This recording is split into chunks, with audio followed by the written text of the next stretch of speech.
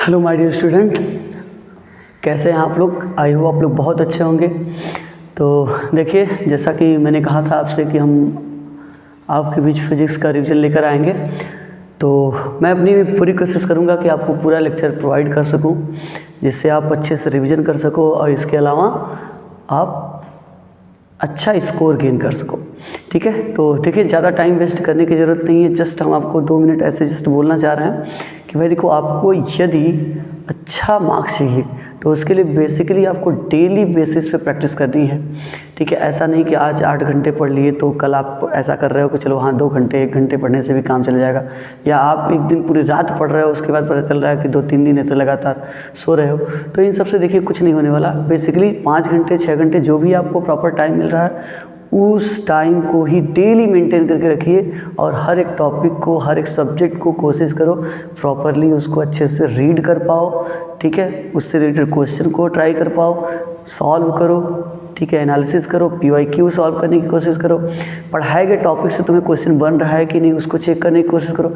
हर एक तरीके से आप देखोगे तो सभी चीज़ें क्लियर हो जाएंगी यदि आप डेली बेसिस पे ट्राई करते चलते हो। दूसरी बात, आपको जितना चीज़ यहाँ पर मैं अभी बताने वाला हूँ, पहले आपको सबसे पहले क्या करना है, बेसिकली यही चीज़ मैं बोलूँगा कि आपको इस चीज़ को रिवाइज़ करके रखना है। यदि आप रिवाइज़ कर लेते हो देन उसके बाद आप कोई भी क्वेश्चन सॉल्व करेंगे, आपका कंसेप्ट क्लियर होगा। ठीक है, तो इत्मीनान से, आराम से, जितना भी हो सके आप पढ़िए, उसके बाद क्वेश्चन प्रैक्टिस करिए। डेफिनेटली मैं बोल रहा हूँ आपसे क्वेश्चन बनेगा ही बनेगा। ठीक है, तो जैसा कि हमने कहा था आपसे कि हम लेकर आएंगे पहले डेरिवेशंस, लाइक कुछ कंसेप्चुअल चीज़ें ऐसे लेके आएंगे। न्यूमेरिकल की बात हम लोग करेंगे जब ये पूरा हमारा डे कंप्लीट हो जाएगा, जो 20 डे का प्लान है। उस प्लान को कंप्लीट करने के बाद हम क्या करेंगे, बोर्ड लेवल पे जितनी भी न्यूमेरिकल्स आ सकती हैं, जिस टॉपिक से इंपॉर्टेंट हो सकती हैं, उनके बारे में हम लोग क्या करेंगे, डिस्कस करेंगे। दूसरी बात कि एक ऐसे पेपर को, 2-3 पेपर ऐसे सैम्पल पेपर में मैं आपको प्रोवाइड करूंगा। मैक्सिमम क्वेश्चन, या कह सकते हो कि टोटली क्वेश्चन आपके इर्द गिर्द उसी से आएंगे।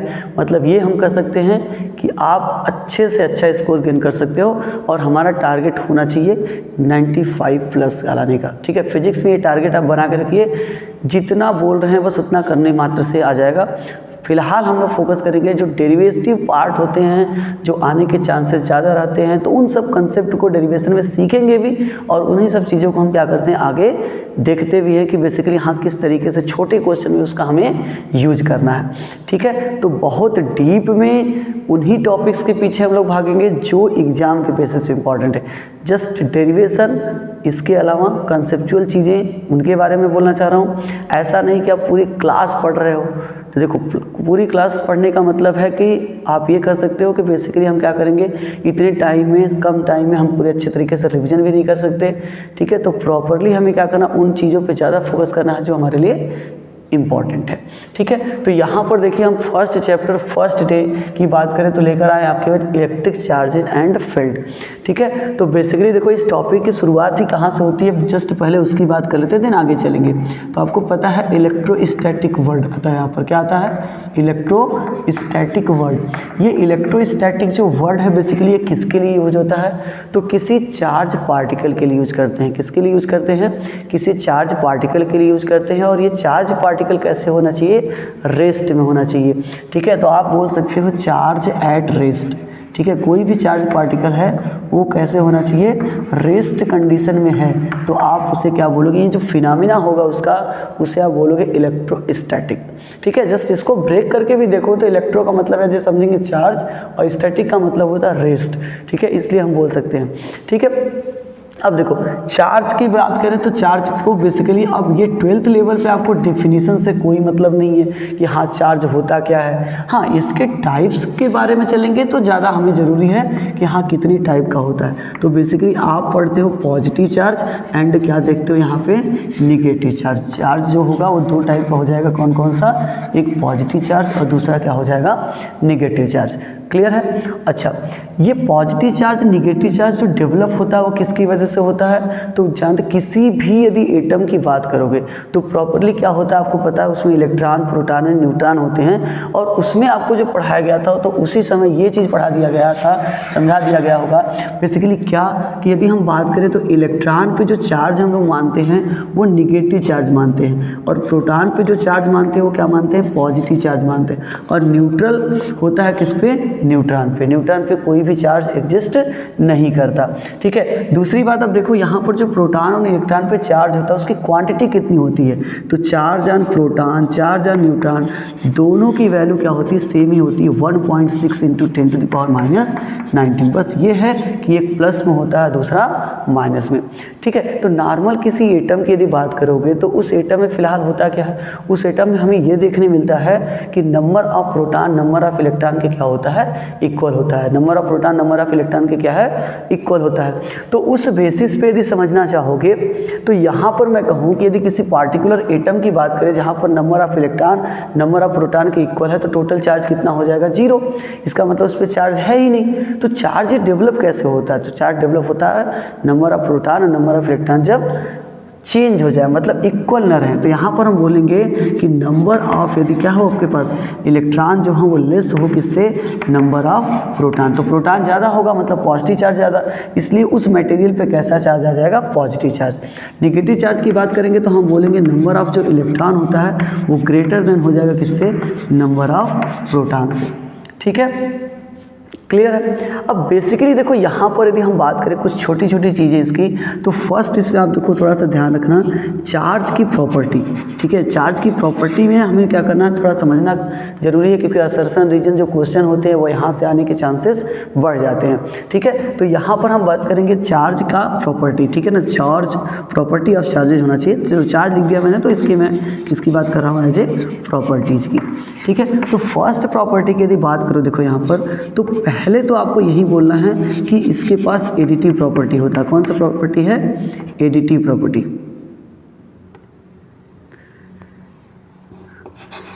Additive property. एडिटिव प्रॉपर्टी का मतलब क्या होता है? तो एडिटिव प्रॉपर्टी का मतलब बेसिकली ये है कि वहाँ पर जो चार्ज होता है वो अलजेब्रिक सम के इक्वल होता है। जो चार्ज होता है वो किसके इक्वल होगा सर?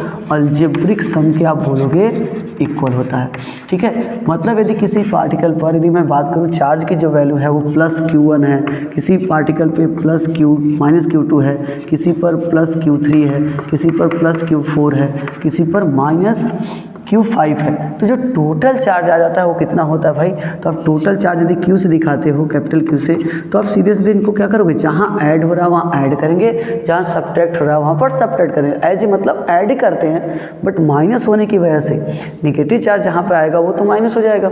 तो बेसिकली वही है Q1, यहाँ पर माइनस है तो माइनस का Q2, यहाँ प्लस Q3, प्लस कितना हो जाएगा? Q4, और माइनस कितना हो जाएगा? Q5, ठीक है। तो ये हो जाएगा आपका क्या? टोटल चार्ज ऑन द, क्या बोल सकते हैं हम, जो मटेरियल पे बात कर रहे थे कि वो डिफरेंट पार्टिकल से बना है और उस पर अलग अलग चार्जेस हैं, तो टोटल चार्ज इतना हो जाता है, ठीक है। इसके बाद यदि हम देखें थोड़ा सा आगे बढ़ें तो यहाँ पर एक प्रॉपर्टी हमें ये समझनी होती है, क्या? Quantization of charge. ये बहुत ज़रूरी है सर। क्या ज़रूरी है? Quantization of charge. Quantization of charge का क्या मतलब है? जैसे आप मार्केट में क्या करते हो, मार्केट में यदि आप अंडा खरीदने जाते हो तो बेसिकली क्या होगा, वो अंडे कैसे खरीदेंगे आप? बेसिक ये होता है कि आप जब अंडे लेंगे तो आपको पूरा 1 देगा, 2 देगा, 3 देगा, 4 ऐसे ही हो सकता है। आप सोचो कि उसमें से कोई आधा अंडा तुमको काट के दे, वो 1/4 तुमको अंडा दे, 3/4 दे, ऐसा पॉसिबल नहीं है। तो बेसिकली क्या करने की चीज़ें होती है, वहाँ पर टोटली आपको होल पार्ट में दिया जाता है। कैसे दिया जाता है? होल पार्ट में। बट आपको पता है कि यदि होल नंबर में यदि हम निगेटिव साइन इंडिकेट कर दें, निगेटिव साइन को इंक्लूड कर दें, तो बेसिकली जो होल नंबर के साथ ये पोर्शन हम निगेटिव वाला यूज कर रहे हैं, टोटल क्या बन जाता है? इंटीजर बन जाता है। तो जस्ट ऐसे ही किसी पार्टिकल से यदि इलेक्ट्रॉन का ट्रांसफर होता है तो इलेक्ट्रॉन पूरी अमाउंट के साथ जाता है, एक सिंगल इलेक्ट्रॉन जाएगा, एक डबल मतलब 2 इलेक्ट्रॉन जा रहा है तो मतलब 2 जाएगा। ऐसा नहीं कर सकते 1.5 इलेक्ट्रॉन ट्रांसफर हुआ है, 1.2 इलेक्ट्रॉन ट्रांसफर हुआ है, तो इस तरीके का नहीं होता है। तो बेसिकली ये होता है कि जो चार्ज का ट्रांसफर हो सकता है वो किसकी वजह से हो रहा है? इलेक्ट्रॉन की वजह से। तो जितने इलेक्ट्रॉन ट्रांसफर ट्रांसफ़र होंगे उतने ही चार्ज क्या होगा, उतने इलेक्ट्रॉन के इक्वल चार्ज ट्रांसफ़र हो जाएगा। तो यहाँ पर यदि हम मान लें कि देखो n जो है वो क्या है, नंबर ऑफ, n क्या है, नंबर ऑफ इलेक्ट्रॉन है जो ट्रांसफ़र हो रहा है किसी एक मटेरियल से दूसरे मटेरियल पे। तो जो टोटल चार्ज आएगा वो कितना होगा सर, तो एक इलेक्ट्रॉन पे चार्ज यदि E मान लेते हैं तो n इलेक्ट्रॉन पे कितना चार्ज हो जाएगा, Ne। ठीक है, तो यहाँ पर बेसिकली यदि मैं बात करूँ कि जो Ne है वो बताएगा क्या, क्वांटाइजेशन ऑफ चार्ज। मतलब ये क्या है, एक इंटीजर फॉर्मेट में होगा। कैसे होगा, इंटीजर फॉर्मेट में। मतलब n की वैल्यू यदि आप लेना चाहोगे तो इधर आप बोल सकते हैं 0 1 2 3 4 लाइक ऐसे इन्फिनिटी, या इसके अलावा -1 -2 -3 -4 ऐसे भी ले सकते हो। तो ठीक है, इसका मतलब है कि Q की वैल्यू क्या आ सकती है, ±Ne आएगा। बट कब, अब यहाँ पर आप बोलोगे सर n = 0 हो, 1 हो, 2 हो, 3 हो, कुछ इस तरीके से देखेंगे तो ये हो जाएगा आपके Q की वैल्यू। ठीक है, अब होता क्या है, जैसे कि यहाँ पर बोले कि दोनों पार्टिकल न्यूट्रल थे, A न्यूट्रल है और B भी क्या है, न्यूट्रल है। तो यहाँ से मैं कहूँ इस वाले से n इलेक्ट्रॉन ट्रांसफ़र हुआ है, n इलेक्ट्रॉन क्या हुआ, ट्रांसफ़र हुआ, A से कहाँ पे गया, वो B पे, A से कहाँ चला गया, B पे। तो इस केस में क्या होगा, A से इलेक्ट्रॉन जा रहा है तो यहाँ पर इलेक्ट्रॉन क्या हो जाएगा, कम हो जाएगा इन कंपेयर टू प्रोटॉन, और यहाँ पर इलेक्ट्रॉन आ रहा है तो एक्स्ट्रा हो जाएगा इन कंपेयर टू प्रोटॉन। तो इस पर जो निगेटिव चार्ज आएगा, सॉरी इससे गया है इलेक्ट्रॉन चला गया तो कम हो गया, तो इस पे जो चार्ज आएगा वो कैसा आएगा, पॉजिटिव Ne के इक्वल आएगा। और मैं इसकी बात करूँ, यहाँ पे इलेक्ट्रॉन ज़्यादा हो गया है तो यहाँ पर सेम क्वांटिटी आएगा बट किस में आ जाएगा, नेगेटिव। क्लियर हो गई बात, ठीक है। तो जस्ट ये हो गया। चलिए अब यदि हम लोग थोड़ा सा आगे बढ़ें, थोड़ा सा आगे बढ़ के ये ट्राई करें कि हाँ और इसके बारे में हमें क्या स्टडी करने की ज़रूरत पड़ सकती है। ठीक है, तो देखिए थोड़ा सा आगे बढ़ेंगे तो उस केस में हमें ये देखना है इसकी प्रॉपर्टी, अभी कुछ प्रॉपर्टी और देख लेते हैं, इसके बाद तो हम लोग आगे बढ़ेंगे। वो क्या प्रॉपर्टी है भाई, वो प्रॉपर्टी जस्ट ये देखनी है,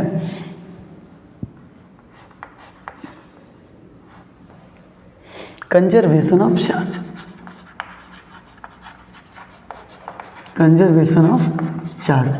तो यहाँ पर ये चीज़ समझना है हमें कि जो चार्ज होता है ना वो कंजर्व रहता है। चार्ज कैसे रहता है, कंजर्व। मतलब कि चार्ज की बात करें तो ना तो क्रिएट करते हैं ना डिस्ट्रॉय कर सकते हैं। मतलब टोटली चार्ज एक दूसरे को मिल के न्यूट्रलाइज कर सकते हैं, बट उस न्यूट्रल फॉर्म को हम फिर दोबारा से यदि हम क्या करेंगे, उन दोनों को अलग करेंगे बेसिकली इलेक्ट्रॉन और न्यूट्रॉन, सॉरी इलेक्ट्रॉन और प्रोटॉन को, तो वहाँ पर फिर चार्ज एग्जिस्ट करने लगेगा। तो बस वही चीज़ है कि ऐसा नहीं कर सकते कि हम इलेक्ट्रॉन के साथ प्रोटॉन को मिला रहे हैं तो चार्ज की वैल्यू 0 हो जा रही है तो चार्ज डिस्ट्रॉय हो गया, बट नहीं, उसको इलेक्ट्रॉन प्रोटॉन को फिर अलग करेंगे तो फिर चार्ज आ जाएगा। तो टोटल या तो ऐसे कर सकते हो कि जो चार्ज की वैल्यू है वो 0 है, टोटल चार्ज की वैल्यू 0 है, या तो कह सकते हो डिफरेंट मटेरियल पे जो चार्ज है या ओवरऑल यूनिवर्स में जितने भी चार्ज हैं उस चार्ज की वैल्यू चेंज नहीं होती है। इतनी चीज़ हम मेंशन करके रखेंगे। तो Q की वैल्यू यहाँ पर हमेशा बोलेंगे क्या रहेगी भाई, कांस्टेंट रहेगी। Q क्या रहेगा, कांस्टेंट। Q को चेंज नहीं किया जा सकता। इससे रिलेटेड क्या क्वेश्चन आता है सर, इससे रिलेटेड ये क्वेश्चन आता है टू आइडेंटिकल आपको बॉल लेके रिलेटेड क्वेश्चन पूछते हैं। Identical ball, spherical, identical conducting ball कह सकते हो। कैसे बॉल लेंगे, कंडक्टिंग बॉल। आइडेंटिकल का मतलब क्या है कि सेम मटेरियल से बने होंगे और उनका रेडियस जो होगा वो क्या रहेगा, सेम रहेगा, सेम रेडियस के होंगे और क्या होगा, सेम मटेरियल के होंगे। तो यहाँ पर नॉर्मली जैसे मैं कहूँ कि आपके पास क्या है, यहाँ पर एक बॉल है A, कंडक्टिंग बॉल है, और दूसरा बॉल आपके पास क्या है, B। एक बॉल क्या है, A है, दूसरा क्या है, B है। ठीक है, तो उस केस में यहाँ पर यदि नॉर्मल समझेंगे कि चलो A पे जो चार्ज मान रहे हैं कि स्टार्टिंग में जो चार्ज है वो कितना है, QA है, और B पे जो चार्ज है वो कितना है, QB। A पे जो चार्ज है वो कितना है, QA, और B पे जो चार्ज है वो कितना है, QB। तो बेसिकली अभी जस्ट इतना मान लें कि हमेशा चाहे इसके साथ जो कुछ भी कर लें, जो टोटल चार्ज की वैल्यू रहेगी हमेशा कितनी रहेगी सर, तो आप बोल सकते हो सर Q = कितना होगा, QA + QB। टोटल चार्ज की वैल्यू कितनी हो जाएगी, QA + QB। समझ गए क्या, ठीक। अब इसमें आगे क्या कर सकते हैं, जैसे यहाँ पर तो चार्ज हमने बोल दिया इतना है। अब आप क्या कर रहे हो कि A और B दोनों को आप किसी कंडक्टिंग वायर से अटैच कर दे रहे हो। A और B को दोनों को आप क्या कर रहे हो, किसी कंडक्टिंग वायर से अटैच कर दिए। जैसे मान लीजिए यहाँ पर एक कंडक्टिंग वायर लगा दिया, तो यहाँ पर क्या होगा, A बॉल है और B वाल, तो यहाँ पर जस्ट ये देखने मिलेगा कि मान लो कंडक्टिंग है तो इलेक्ट्रॉन का ट्रांसफर होगा या तो ए से बी पे या तो बी से ए पे, डिपेंड करता है कहाँ पर इलेक्ट्रॉन ज़्यादा है। तो जहाँ इलेक्ट्रॉन ज़्यादा होगा वहाँ से कहाँ जाना चाहेगा, कम वाले के पास। ठीक है, तो आइडेंटिकल बॉल में ये बोला था कि जब ये ट्रांसफर तब तक होता रहता है जब तक कि दोनों पे चार्ज की वैल्यू सेम ना हो जाए, दोनों पे चार्ज की वैल्यू सेम ना हो जाए। तो उस केस में यहाँ पर हम मान सकते हैं कि चलो चार्ज कितना होगा Q1 और यहाँ पे चार्ज कितना होगा सर Q2। ठीक है, यहाँ पर क्या लिखा QA और यहाँ पे लिखा QB। ठीक है, तो इस पर थोड़ा 1 2 नहीं लिखेंगे, हमने कहा दोनों पे चार्ज सेम हो जाएगा। तो यहाँ का चार्ज मान लो Q डैश आ रहा है और इस पर भी चार्ज कितना होगा Q डैश। अच्छा, ये चार्ज की वैल्यू होगी कितनी, तो हमने अभी कहा कि भाई जब तक दोनों पे चार्ज इक्वल ना हो जाए, दोनों पे चार्ज इक्वल ना हो जाए तब तक ट्रांसफर होता रहता है। तो बेसिकली इक्वल का मतलब कंजर्वेशन आप चार्ज के हिसाब से समझें तो अपने पास टोटल चार्ज कितना था सर, टोटल चार्ज आपने देखा सर कितना था Q, टोटल चार्ज जो था वो कैपिटल Q। तो दोनों पे यदि चार्ज की मैंने वैल्यू की बात करूं कि बताओ इस पे चार्ज कितना आएगा, इस पे चार्ज कितना आएगा, तो हमने कहा हाफ हाफ, कितना आएगा, हाफ हाफ आएगा। तो ये Q डैश की जो वैल्यू आएगी वो कितनी हो जाएगी सर, कैपिटल Q/2। अच्छा, कैपिटल Q की वैल्यू कितनी है, तो हमने इधर देख रखा है कि QA प्लस QB, तो यहाँ कितना हो जाएगा QA plus QB divide by कितना हो जाएगा 2। तो इस केस में ये जो चार्ज आएगा वो दोनों पे आएगा। और सबसे खास बात क्या है सर, सबसे खास बात ये है कि same charge same quantity same nature. कहने का मतलब ये जस्ट कि यदि इस पे पॉजिटिव चार्ज होगा तो इस पे भी पॉजिटिव चार्ज। स्टार्टिंग में कैसा है कोई नहीं जानता, प्लस है माइनस है, वो डिफरेंट हो सकते हैं। बट यदि हम उसको किसी कंडक्टिंग वायर से कनेक्ट करा देते हैं तो उसके बाद जो आपके पास क्या आएगा, उसके बाद जो क्या होगा आपके पास चार्ज की वैल्यू आएगी, वो चार्ज की वैल्यू हर एक पे क्या रहेगी, सेम रहेगी। नेचर भी उसका क्या रहेगा, सेम रहेगा। इस पे भी पॉजिटिव होगा तो इस पे भी पॉजिटिव होगा, इस पे निगेटिव होगा तो इस पे भी निगेटिव होगा। स्टार्टिंग में कैसा था उससे कोई फर्क नहीं पड़ता। ठीक है, क्लियर। चलिए आगे यदि हम देखें, ठीक है, इसके आगे यदि हम बात करें कि चलो आगे क्या सिस्टम है, तो आगे आपको ये देखना है क्या, कंजर्वेशन के बाद आप देखेंगे यहाँ पर इसकी एक प्रॉपर्टी है attraction and repulsive property. Attractive कह सकते हो, attractive and repulsive property, attractive and repulsive properties. ठीक है, तो इस केस में क्या होता है भाई, देखो मैंने कहा कि चार्ज का जो नेचर होता है वो दो टाइप का होता है। जो इसका नेचर है वो कितने टाइप का है, दो टाइप का। एक आपने बोला सर पॉजिटिव चार्ज एंड दूसरा क्या बोला आपने सर, निगेटिव चार्ज। ठीक है, एक पॉजिटिव और दूसरा क्या है, निगेटिव। तो यहाँ पर इसको हम दो तरीके से मान सकते हैं कि दो चार्ज हम यूज करना चाह रहे हैं, तो उन दोनों चार्जों में हम कैसे ले सकते हैं उनको। तो आप सोचो कि एक को आप ले सकते हो पॉजिटिव और दूसरे को भी क्या ले सकते हो, पॉजिटिव। एक को आप ले सकते हो सर निगेटिव, दूसरे को भी क्या ले सकते हो, निगेटिव। थर्ड वन केस आप बनाना चाहो तो एक पॉजिटिव कर लो और एक क्या करो, निगेटिव। वही सेम मतलब है, यदि आप सोचो कि इधर निगेटिव कर ले इधर पॉजिटिव, तो मतलब तो सेम है, कोई इशू नहीं है। तो नॉर्मल देखो इन दोनों को हम क्या बोलते हैं, इन दोनों को हम बोलते हैं लाइक चार्जेस। जो देखने में एक जैसे हैं भाई उससे क्या बोलोगे आप, लाइक चार्जेस बोल देते हो। जो दोनों में देखने में एक जैसे उसे क्या बोलोगे, लाइक चार्जेस बोलोगे। ठीक है, तो यहाँ पर यदि बात करें ये प्लस माइनस अलग अलग है तो इसे हम क्या बोलेंगे, अनलाइक चार्ज बोलेंगे। क्या बोलेंगे, अनलाइक चार्ज। क्लियर है क्या, एक हो गया लाइक चार्ज और दूसरा क्या हो गया, अनलाइक चार्ज। ठीक है, अब इसमें आगे थोड़ा सा समझो। तो हमने कहा अट्रैक्टिव एंड रिपल्सिव नेचर, तो दोनों यदि लाइक होते हैं तो वो दोनों एक दूसरे को रिपेल करते हैं, वो दोनों एक दूसरे को क्या करेंगे, रिपेल करेंगे। ठीक है, तो ये दोनों चार्ज एक जैसे हैं तो ये दोनों एक दूसरे को क्या करेंगे, रिपेल करेंगे। और अनलाइक चार्ज है तो ये दोनों दूसरे को क्या करेंगे, अट्रैक्ट करेंगे। ठीक है, तो इन दोनों के केस में आप ये याद रखेंगे भाई ये दोनों जो हैं वो अट्रैक्टिव इन नेचर हैं। कैसे होंगे, ये अट्रैक्टिव नेचर के होंगे। ठीक है, सॉरी ये दोनों सेम कैटेगरी के हैं तो क्या होगा, रिपल्सिव नेचर के बोलेंगे। क्या बोलेंगे, रिपल्सिव नेचर के। और यहाँ इन दोनों की बात करें तो ये कैसा होगा, अट्रैक्टिव। सेम होंगे तो रिपल्सिव, और यदि बात करें अनलाइक है, अलग अलग है तो क्या बोलोगे आप, वहाँ पर अट्रैक्टिव बोलोगे।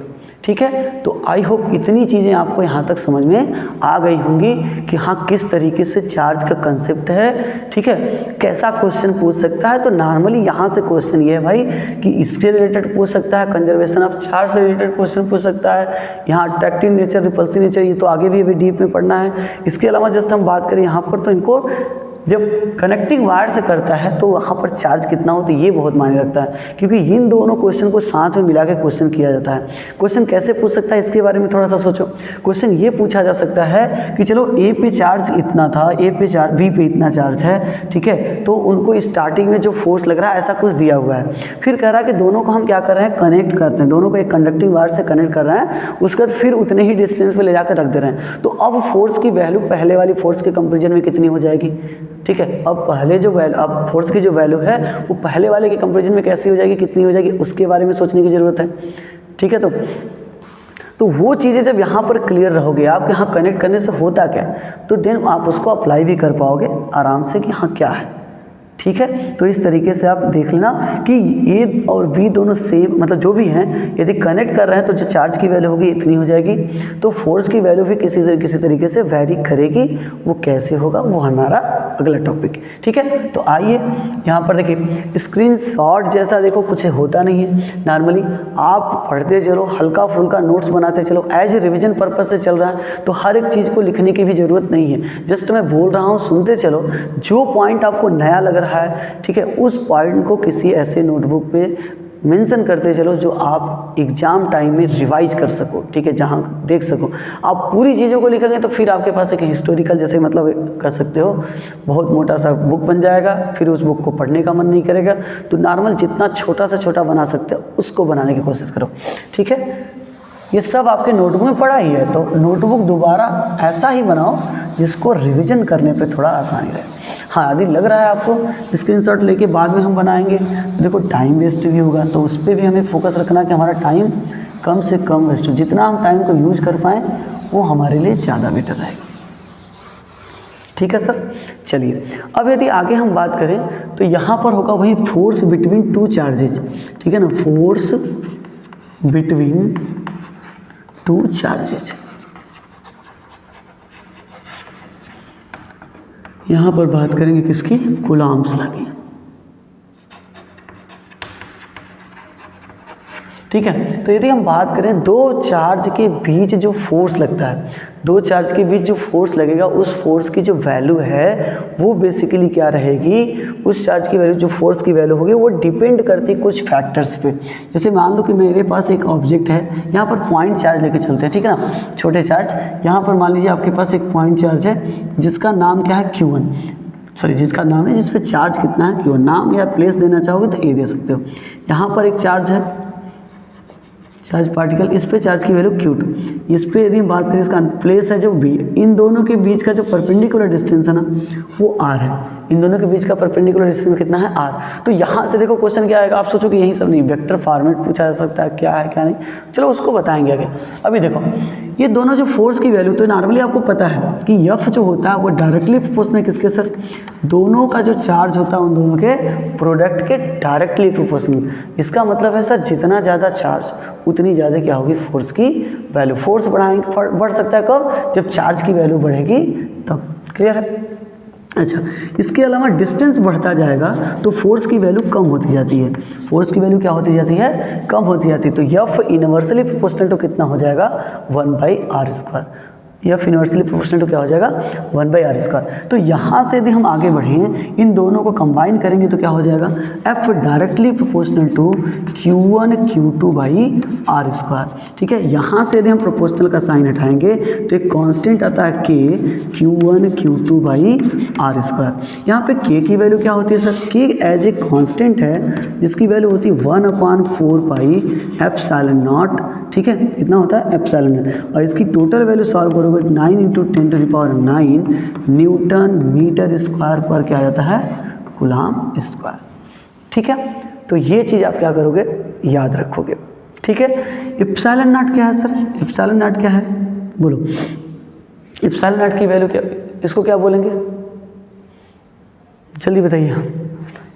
K को आप इतना बोलते रहो, ε0 के बारे में जस्ट थिंक करो कि ε0 के बारे में यदि हम पूछ रहे हैं तो ε0 क्या हमेशा वहाँ ε0 रहता है कि वो वैल्यू चेंज भी हो जाती है, बोलिए।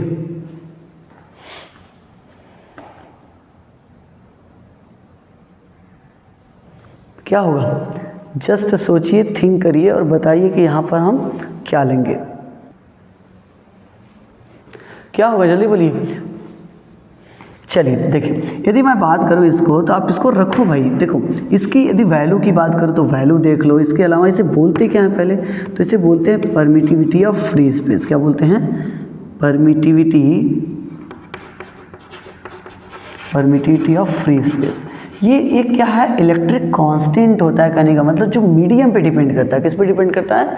मीडियम पे। मीडियम टू मीडियम जो इसकी वैल्यू होती है बेसिकली वो चेंज होती है। हालांकि मैंने इसको फ्री स्पेस के लिए बोला है तो ये फिक्स हो जाता है। फ्री स्पेस के लिए बोला तो क्या हो जाता है? फिक्स हो जाता है। तो आप इसकी वैल्यू भी बता सकते हो एप्सिलॉन नॉट की कितनी होती है? 8.85 इंटू 10⁻⁻12। ठीक है। यूनिट की बात करो तो यहाँ पे क्या हो जाएगा? कूलाम पर न्यूटन मीटर स्क्वायर। ठीक है।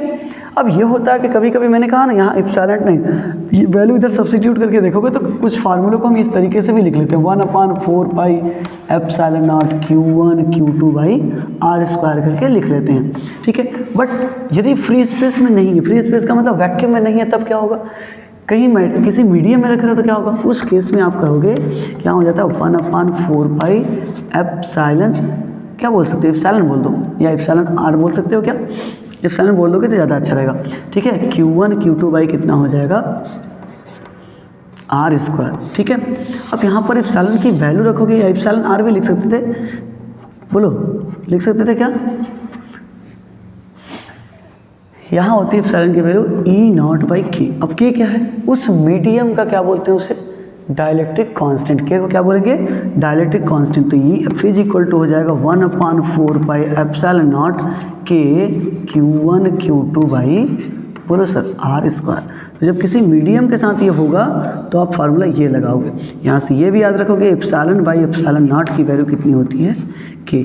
और K जो होगा भाई वो क्या होगा? यूनिट लेस क्वांटिटी होगी। ये कैसी क्वांटिटी होगी? तो आप बोलोगे यूनिट लेस। ठीक है। क्लियर हो गई बात? चलिए इसमें अब देखिए कैसे समझेंगे। कभी कभी क्वेश्चन पूछता है कि आप बताइए Q की वैल्यू डायरेक्ट नहीं देगा, Q1 Q2 करके ऐसे डायरेक्ट नहीं देगा, तो अट्रैक्शन या रिपल्सन क्या होगा वो भी पूछेगा आपसे। लेकिन दे कैसे देगा? आपसे ये बोल देगा भाई कि Q1 और Q2 का जो प्रोडक्ट है ना वो ग्रेटर देन 0 है या Q1 और Q2 का जो प्रोडक्ट है वो लेस देन 0 है। तो आप सोच के देखो ग्रेटर देन 0 कब आ सकता है सर? दो वैल्यू का मल्टीप्लाई कर रहे हो ग्रेटर देन 0 है तो उसमें मस्ट है कि दोनों value Q1 and Q2 both are in same nature. वो कैसे होने चाहिए? सेम नेचर के होने चाहिए। मतलब दोनों आइदर पॉजिटिव हो और क्या हो? नेगेटिव। दोनों पॉजिटिव होंगे तब भी प्रोडक्ट कैसा आएगा? पॉजिटिव आएगा। दोनों नेगेटिव होंगे तब भी प्रोडक्ट कैसा आएगा? नेगेटिव आएगा।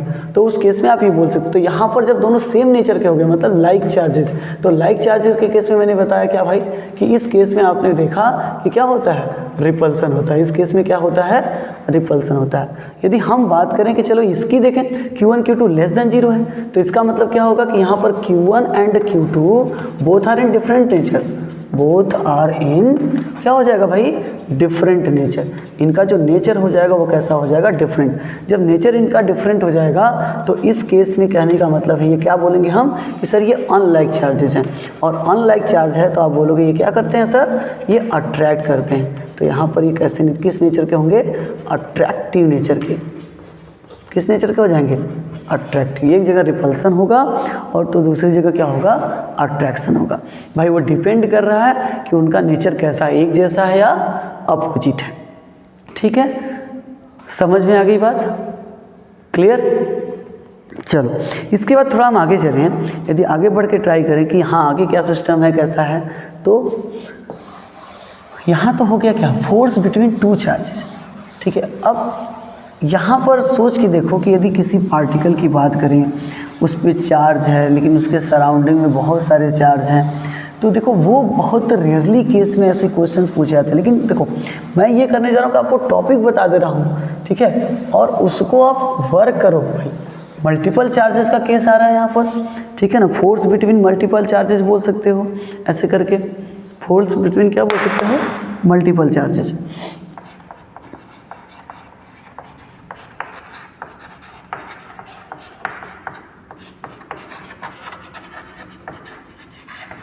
Force between multiple charges. ठीक है। क्लियर है बात कि नहीं है? अच्छा, तो भाई कैसे करेंगे हम लोग? नॉर्मली सोच के देखो, यहाँ पर क्या होगा, क्या दो चार्ज थे उन दोनों के बीच अट्रैक्शन या रिपल्सन हो रहा है, क्या तीसरे के आने की वजह से कुछ होगा क्या? बिल्कुल होता है सर। जैसे नॉर्मली हम इंसानों की बात करें, कोई दो लोग हैं जो आपस में बहुत अच्छे फ्रेंड हैं, ठीक है, लाइक जस्ट कोई भी रिलेशन हो, किसी तीसरे के प्रेजेंस से आप देखो उन दोनों के बीच का जो इफेक्ट है, जो बॉन्डिंग होता है वो वीक होने लगता है। क्या होता है? वीक। या तो उसके आने से स्ट्रांग हो जाता है, दो तरीके का केस होगा, या तो तीसरे के आने से वीक होगा या तो क्या हो जाता है, स्ट्रांग हो जाता है। जस्ट लाइक मैंने रिलेशन की बात, यही उसी तरीके से यदि मैं चार्ज के बारे में बोलूँ आपसे कि चार्ज के बेसिस पे क्या होता है, तो सिंपल मान लो मैं कहूँ कि आपके पास एक चार्ज है Q, एक चार्ज है क्या, Q। इस चार्ज के सराउंडिंग मीडियम पे, ठीक है, इस चार्ज के सराउंडिंग बहुत सारे चार्जेस हैं, लाइक Q1, यहाँ पर है Q2, यहाँ पर है Q3, ऐसे Qn, बहुत सारे चार्जेस हैं भाई, ठीक है। Qn कर लेता हूँ। तो अब पार्टिकुलर यहाँ पर इनके बीच का डिस्टेंस देख लो, ये अलग अलग होगा क्या, अलग है। तो यहाँ पर मान लेते हैं डिस्टेंस R1 है, यहाँ R2 है, यहाँ R3 है, ठीक है, यहाँ कितना है R3, और यहाँ पर कितना है R4 है। तो जो फोर्स आएगा टोटल इस चार्ज Q पर वो कितना होगा, तो इन सभी की वजह से जो फोर्स लग रहा है उसके वेक्टर सम के इक्वल होगा। अब वेक्टर सम क्यों ला दिया सर, यहाँ पर वेक्टर सम लाने के पीछे का क्या लॉजिक है, तो आप बोलोगे सर वेक्टर सम हमने इसलिए लिया है क्योंकि ये जो फोर्स होता है ना, वो फोर्स जो है भाई कैसी क्वांटिटी है, वेक्टर क्वांटिटी है। जो फोर्स है आपकी वेक्टर क्वांटिटी है, इसलिए किसी पार्टिकल पे जो फोर्स लगेगा डिफरेंट डिफरेंट मटेरियल की वजह से, डिफरेंट डिफरेंट चार्ज पार्टिकल की वजह से, उसका जो रिजल्टेंट मिलेगा वो वेक्टर सम के क्या होगा, इक्वल। तो मान लो इस चार्ज पे फोर्स कितना आ रहा है, F आ रहा है, लेकिन इन सब की वजह से इधर जो फोर्स है इसकी वजह से F1, इसकी वजह से F2, इसकी वजह से F3, और लाइक इसकी वजह से पूछे तो Fn करके है। तो यहाँ पर आप लिख सकते हो F1 प्लस क्या लिख सकते हो, F2 प्लस क्या लिख सकते हो, F3, ऐसे कहाँ तक सर, Fn तक लिख सकते हो। कहाँ तक लिख सकते हो, Fn तक। तो F इजिकल टू कितना हो जाएगा, इसको ब्रेक करके लिखो सर, तो 1/4πε0, देखो Q1 लिखा है, क्या लिखा है, Q1 डिवाइड बाई डिस्टेंस कितना है, R1 स्क्वायर कर सकते हो। फिर आप बोलोगे सर 1/4πε0 Q2 बाई कितना हो जाएगा, R2 स्क्वायर। फिर आप बोलोगे क्या, F3 का भी लिख लो 1/4πε0 Q3 बाई R3 का क्या हो जाएगा, Q, ठीक है, स्क्वायर सॉरी। फिर प्लस क्या होगा, डॉट डॉट डॉट 1/4πε0, आगे क्या हो जाएगा, Qn बाई Rn स्क्वायर। अब सब में कॉमन क्या दिख रहा है सर, वो देख लो। अच्छा, इसको लिखने का तरीका थोड़ा ध्यान रखना, ये इधर ऐसे करेंगे तो नॉर्मली ऐसे कर देने से हमें क्या मिलेगा, ऐसे डायरेक्ट कर देने से चीज़ें मिल नहीं जाएंगी, ठीक है। तो इसको वेक्टर फॉर्मेट में लिखेंगे तो आप यहाँ पर बोल सकते हो कि ये क्या होगा, R1 कैप लिखते चलो, ठीक है। वेक्टर फॉर्मेट हमें यूज करना जरूरी है। R1 कैप यहाँ पे क्या हो जाएगा, R2 कैप, यहाँ पर लिख दो R3 कैप। ये यूनिट वेक्टर है अलोंग द परपेंडिकुलर डायरेक्शन, जो बिटवीन क्या है, बिटवीन क्या है भाई, चार्जेस हैं। वेक्टर लगाना जरूरी, क्योंकि ऐसे डायरेक्ट कर दोगे तो अलजेब्रिक सम हो गया। मुझे अलजेब्रिक सम नहीं लिखना है भाई, मुझे क्या लिखना है, वेक्टर सम लिखना है, ठीक है। तो इस केस में जो हमारा वैल्यू आएगा F वेक्टर, वो कितना हो जाएगा, तो आप कॉमन कर लो भाई। देखो क्या क्या कॉमन है, 1/4π, या Q भी कॉमन है ना, Q/4πε0 कॉमन हो गया। अंदर क्या बचेगा, तो आप बोलोगे sir Q1/R1 square into R1 cap, plus आप बोल सकते हो Q2 बाई क्या हो जाएगा, R2 square R2 cap, plus Q3 by क्या हो जाएगा, R3 square plus R3 cap, plus dot dot dot क्या हो जाएगा, Qn by Rn square into क्या हो जाएगा, Rn कैप, ठीक है। तो ये हमारा हो जाएगा टोटल फोर्स की वैल्यू, ठीक है। बट ये एक प्रोसेस था, बस समझना, लेकिन इससे कोई भी आपका क्या होगा, न्यूमेरिकल एज सॉल्व नहीं होगा, क्योंकि हम किसी भी वेक्टर को साथ में करने की कोशिश करेंगे तो भाई रॉन्ग हो जाता है, ठीक है, टिपिकल हो जाता है। तो नॉर्मली हमें क्या करना, वेक्टर एडिशन लॉ जो हम लोग पढ़े हैं बचपन में, लाइक 11th में, उसका रिजल्टेंट हम निकालते हैं तो हमें पता है कि R कैसे आता है, तो A square plus B square plus 2AB cos theta. तो हम इसका यूज भरपूर करेंगे भाई कि हाँ इसको किस तरीके से देखना है। दोनों के बीच का यदि एंगल 0 डिग्री है, दोनों के बीच का एंगल 0 डिग्री है तो हम दोनों वेक्टर को डायरेक्टली ऐड कर लेंगे।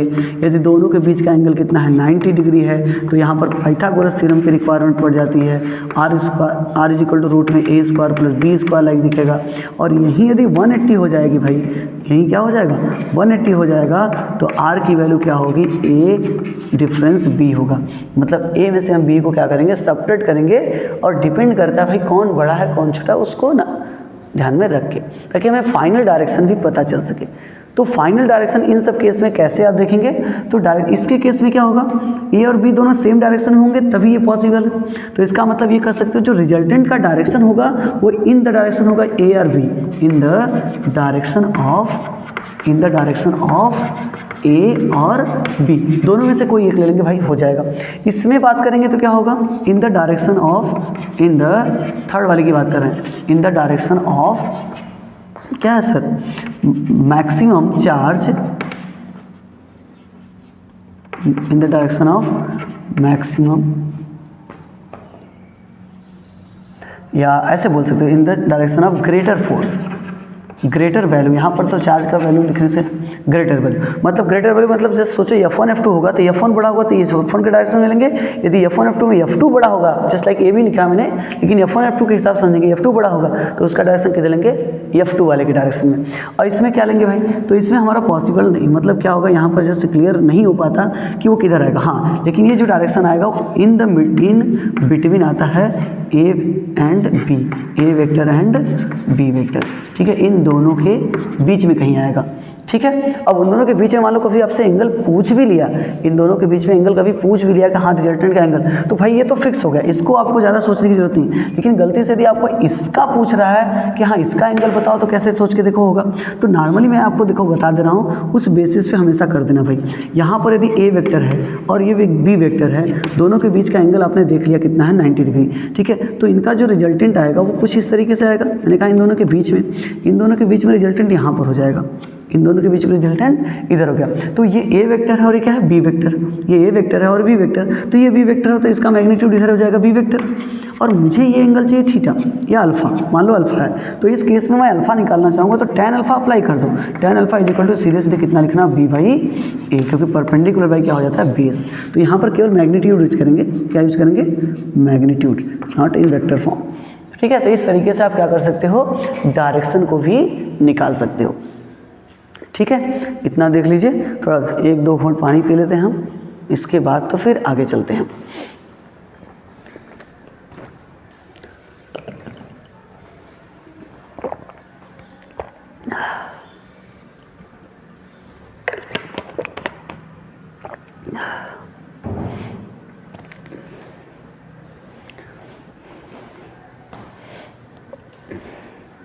चलिए, ये तो हो गया भाई फोर्स। अब हम लोग बात करेंगे क्या, इलेक्ट्रिक फील्ड की। किसकी बात करेंगे,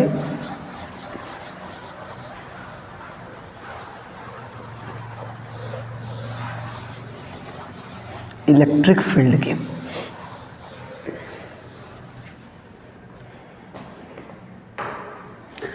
चलो, इलेक्ट्रिक फील्ड क्या है इसके बारे में समझते हैं।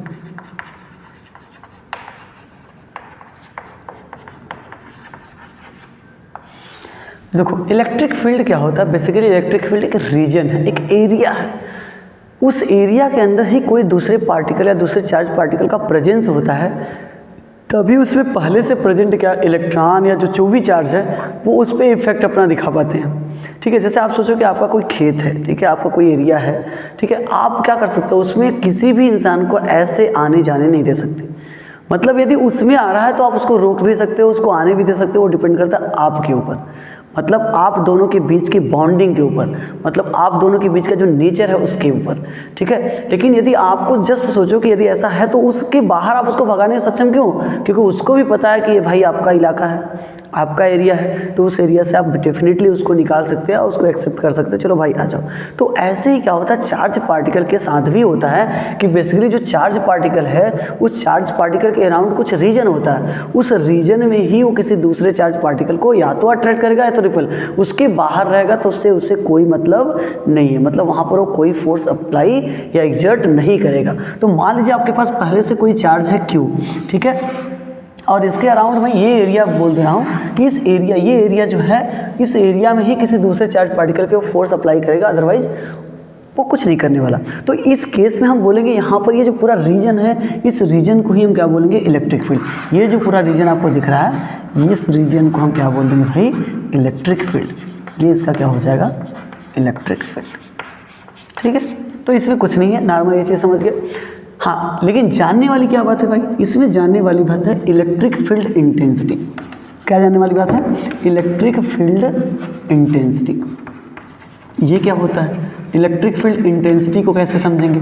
तो बेसिकली देखो ये भी कुछ नहीं, और आपको बुक में इलेक्ट्रिक फील्ड भी बोल देगा तो आप उसको electric field intensity as a समझने की कोशिश करेंगे तो समझेंगे। मतलब मीन सिचुएशन, जैसा सिचुएशन होगा आपको फील आ जाएगा कि इलेक्ट्रिक फील्ड इंटेंसिटी की बात कर रहा है या इलेक्ट्रिक फील्ड रीजन की बात कर रहा है। ठीक है, हाँ, बस ये है कि आपको इलेक्ट्रिक फील्ड पूछ के इलेक्ट्रिक फील्ड इंटेंसिटी ही पूछना चाहता है। ठीक है, तो वो क्या होता है, तो जैसे मैंने कहा कि इस एरिया में आ रहा है कोई दूसरा चार्ज पार्टिकल, तो ये इस पर फोर्स लगाएगा। मान लो एक टेस्ट चार्ज मैं ले रहा हूँ क्यू चार्ज, क्यू नॉट, और क्यू नॉट जो होता है देखो एक टेस्ट चार्ज है, इसको आप समझेंगे। क्यू नॉट क्या है, एक टेस्ट चार्ज है, और ये जो टेस्ट चार्ज होता है वो कैसा चार्ज है, पॉजिटिव चार्ज। और इसका हम ये समझते हैं कि इसका खुद का, ऐसे समझने के लिए है, कंसेप्ट को तैयार करने के लिए है, तो इसको ये समझते हैं कि ये पॉजिटिव चार्ज तो है, ठीक है, लेकिन इसके पास खुद का कोई इलेक्ट्रिक फील्ड नहीं होता है, ऐसा मान के चलना पड़ता है। ठीक है, तो ये क्या करेगा, ये भी पॉजिटिव, बेसिकली ये भी पॉजिटिव, तो इस पर क्या करेगा, रिपल्सिव फोर्स लगाना स्टार्ट कर देगा। तो मान लो इन दोनों के बीच पार्टिकल कुछ डिस्टेंस था और इसने लगाया फोर्स कितना, F। क्या लगा दिया, फोर्स लगा दिया F। तो यह फोर्स लगा रहा है तो Q नॉट पे लगा रहा है। तो इलेक्ट्रिक फील्ड इंटेंसिटी क्या होता है सर, यूनिट चार्ज पर, यूनिट चार्ज पे जो फोर्स एग्जर्ट करेगा उस फोर्स को हम क्या बोलते हैं, इलेक्ट्रिक फील्ड। ठीक है, तो जस्ट मतलब ये मैं कहूँ कि फोर्स, ऐसे समझो आप, फोर्स ऑन क्या, क्यू नॉट ड्यू टू कितना है, प्लस क्यू, वो कितना है भाई, एफ है। तो मैंने कहा यूनिट चार्ज करना है, तो फोर्स ऑन आप बोल सकते हो 1 कूलम चार्ज ड्यू टू क्या हो जाएगा, ड्यू टू क्यू, तो हो जाएगा F बाई क्यू नॉट। तो इस F बाई क्यू नॉट को ही क्या बोलना चाह रहा हूँ मैं, इलेक्ट्रिक फील्ड इंटेंसिटी। मतलब आप यहाँ बोल सकते हो sir E is equal to कितना हो जाएगा, F बाई क्यू नॉट। क्या हो जाएगा, F बाई क्यू नॉट। अब नॉर्मल थोड़ा देखो भाई, F जो है वो क्या है, एक वेक्टर क्वांटिटी है, क्यू नॉट स्केलर क्वांटिटी है, तो बेसिकली देखा जाए तो E भी क्या आएगा आपका, एक वेक्टर क्वांटिटी आएगा। E भी क्या आएगा आपका, vector quantity. F is equal to कितना हो जाएगा sir, E is equal to F vector by Q naught. Unit क्या हो जाएगा सर, सोच के देखो थोड़ा, यूनिट क्या हो जाएगा इसका, तो आपको पता है इसका यूनिट न्यूटन है, इसका यूनिट क्या है, फोर्स का यूनिट न्यूटन है, और चार्ज का यूनिट क्या होता है, कूलम। तो इलेक्ट्रिक फील्ड का यूनिट क्या हो जाएगा, न्यूटन पर कूलम। ठीक है, तो यहाँ से जो एफ की वैल्यू आएगी, देखो एक अलग सा फॉर्मूला कभी कभी जरूरत पड़ जाता है, F is equal to Q naught E, Q naught क्या हो जाएगा, ई। तो इसका आप ध्यान रखेंगे। इसमें मैं बेसिकली समझो कि एफ वेक्टर और ई वेक्टर दोनों सेम डायरेक्शन में होंगे। ये कब होगा भाई, ये उसी समय पॉसिबल है जब दोनों, मतलब जस्ट हम ये समझेंगे कि पॉजिटिव चार्ज होगा। ये कौन सा चार्ज होगा, पॉजिटिव चार्ज। ठीक है, अदरवाइज इन दोनों का डायरेक्शन डिफरेंट भी हो सकता है, फोर्स का डायरेक्शन और इलेक्ट्रिक फील्ड का डायरेक्शन डिफरेंट भी हो सकता है। ठीक है, चलिए अब थोड़ा यदि हम आगे बढ़ें, थोड़ा सा इसमें क्या करें, आगे बढ़ें तो उसको कैसे समझेंगे। तो यहाँ पर देखो फोर्स तो हमने निकाल लिया, मतलब फोर्स तो हमें पता है किसी चार्ज, दो चार्ज के बीच कितना लगता है। तो मैं कहूँ कि ये जो यूनिट चार्ज था, इसका जो इलेक्ट्रिक फील्ड में इलेक्ट्रिक फील्ड इंटेंसिटी होगा, क्या हर जगह सेम होता है, क्या हर जगह सेम होता है, इसके बारे में स्टडी करते हैं। ये देखने का प्रयास करते हैं कि फोर्स की value, sorry electric field intensity की वैल्यू हर जगह सेम है या नहीं है। तो उसको प्रॉपरली समझना है तो भाई आप क्या करोगे, देखो आराम से चीज़ों को हम करते जाएंगे और क्लियर होता जाएगा।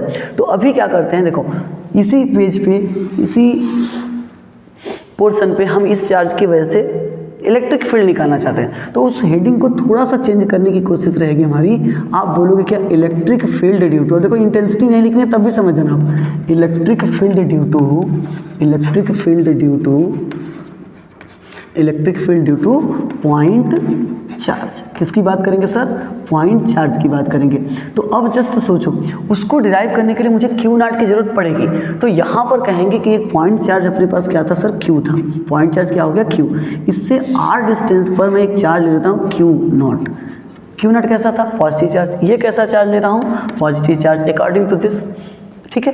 तो इस केस में आप सोचो कि इन दोनों के साइन कैसा प्लस है, तो दोनों के बीच कैसा फोर्स लगेगा, रिपल्सिव। तो रिपल्सिव इससे दूर की तरफ लगाएंगे तो ये हो जाएगा एफ वेक्टर, ठीक है, ये क्या हो जाएगा एफ वेक्टर। अब बेसिकली इस फोर्स की मैग्नीट्यूड की बात करें तो कितना होगा, तो कुलम्ब्स लॉ लगा देंगे।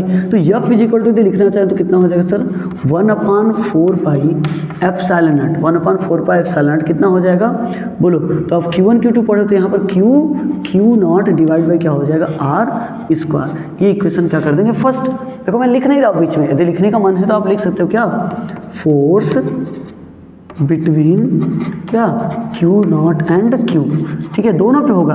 बट यहाँ पर रियलिटी में क्या लिखना चाह रहा हूँ, force on Q naught due to Q, force on Q naught due to Q कितना है, तो 1/4 pi epsilon naught Q naught divide by R square, ये हो गया।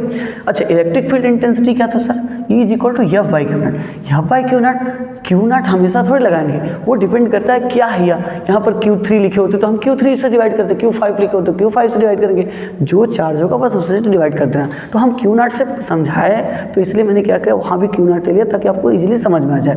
तो अब बेसिकली यदि मैं कहूँ कि इलेक्ट्रिक फील्ड, तो इलेक्ट्रिक फील्ड होगा कितना, सोच के देखो भाई, खत्म, आप एकदम सोच लो क्या ही है, इसमें कुछ नहीं है, ठीक है, डेरिवेशन तो नथिंग, मतलब क्या ही बोला जाए, क्या दे दिया आप भी सोचोगे, ठीक है। E इज इक्वल टू क्या बोल रहे हो sir, F by Q naught, क्या बोल रहे हो एफ बाई क्यू नॉट। अब एफ की वैल्यू दी इक्वेशन फर्स्ट रख दोगे तो कितना है 1/4 pi epsilon not Q naught divide by R square, और होल डिवाइड क्या हो जाएगा सर क्यू नॉट। तो क्यू नॉट से क्यू नॉट कैंसिल हो जाएगा, E इज इक्वल टू कितना बचेगा 1/4 pi epsilon not Q by R square, कितना बच जाएगा 1/4 pi epsilon not Q by R square. Clear है क्या, बोलो। तो इस तरीके से हम पॉइंट चार्ज की वजह से क्या निकाल सकते हैं, इलेक्ट्रिक फील्ड की वैल्यू, ठीक है सर, क्लियर हो गई बात, समझ में आया। तो देख लीजिए, आप स्क्रीनशॉट लेना है तो स्क्रीनशॉट ले लीजिए, अदरवाइज कोई प्रॉब्लम वाली बात नहीं है, ठीक है। करते चलते हैं हम लोग।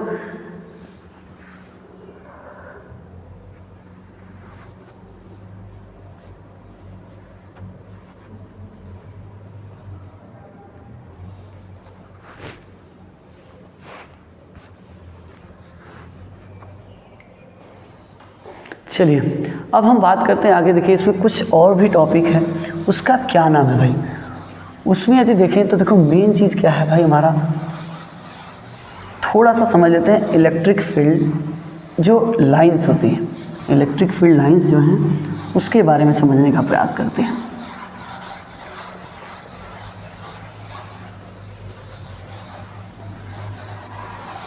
अच्छा उससे पहले जो कंसेप्चुअल टॉपिक की भी बात तो थी, तो उसको समझेंगे तो क्या आएगा। अभी सोच के देखो कि हमने यहाँ पर देखा कि पॉइंट चार्ज की वजह से जो इलेक्ट्रिक फील्ड है सर वो कितना था 1/4 pi epsilon not Q by क्या था आर स्क्वायर। तो नॉर्मली यहाँ पर क्यू तो फिक्स होगा ना, 1/4 पाई एप्सिलॉन मैंने ऑलरेडी आपको बताया फिक्स है। तो इस केस में थोड़ा ध्यान दोगे तो ई डिपेंड कर रहा है किस पे भाई, आर पे, और वो भी कैसे, इन्वर्सली प्रोपोर्शनल। इसका मतलब ये हुआ सर कि आर चेंज होने की वजह से इलेक्ट्रिक फील्ड इंटेंसिटी की वैल्यू भी क्या होगी, चेंज हो जाएगी। तो बेसिकली चेंज हो रहा है तो इसका मतलब हम ये नहीं कर सकते कि उस पूरे एरिया में जो इलेक्ट्रिक फील्ड हम बोल रहे हैं उस पूरे एरिया में उसका जोर, उसका इफेक्ट हर जगह सेम हो, ये नहीं है। हर जगह उसके फोर्स की वैल्यू सेम नहीं होती है, ठीक है। तो वो डिपेंड कैसे कर रहा है, आर स्क्वायर पे। तो बेसिकली देखिए हम आप चल फिर सकते हैं, तो बेसिकली हम ये समझ सकते हैं पूरे इलाके पे, पूरे फील्ड पे कमांड है कि मतलब हम कोई भी आ रहा है मेरे फील्ड में, मेरे रीजन में, उसको भगा सकता हूँ, उसको एक्सेप्ट कर सकता हूँ, मतलब दौड़ धूप के बेसिकली। लेकिन यहाँ पर चार्ज तो ऐसा बात नहीं है, और भाई रेस्ट में है, तो वो दूर वाले चार्ज पार्टिकल को क्या करता है, उतनी ज़्यादा फोर्स से वो न तो अट्रैक्ट कर पाता है न तो रिपेल कर पाता है। तो बेसिकली यदि मैं बात करूँ आर यदि बढ़ता जाता है ना, तो ई की वैल्यू उसके स्क्वायर के फॉर्मेट में क्या होती है, घटती जाती है, ठीक है। तो आप इसका ग्राफ कभी कभी देखिए पूछता है, तो ग्राफ बहुत जरूरी भाई कि ई और आर में ग्राफ कैसा है पॉइंट चार्ज के लिए। तो पॉइंट चार्ज के लिए यदि ई इधर दिखा दे और इधर आर दिखा दे, तो तो जस्ट सोच के देखो कि यदि मैं इस पूरे वैल्यू को मान लेता हूँ 1 है, इस पूरे वैल्यू को कितना मान लेता हूँ 1, तो आप ये भी तो बोल सकते हो कि sir E is equal to कितना हो जाएगा 1/r²। मानने की मैंने बात की थी, लेट आप बोल दो कि 1/4 क्यू बाई 4πε0 की जो वैल्यू है वो कितनी है 1 है, ठीक है। तो इसको ले सकते हैं E is equal to 1/r। तो अभी सोच के देखो R की वैल्यू मैं 0 रख दूँ, यदि R की वैल्यू 0 रख दूँ तो E की वैल्यू कितनी आ जाएगी सर 1/0²। इसका मतलब 1/0 या ये क्या हो जाएगा इन्फिनिटी, क्या हो जाएगा इन्फिनिटी।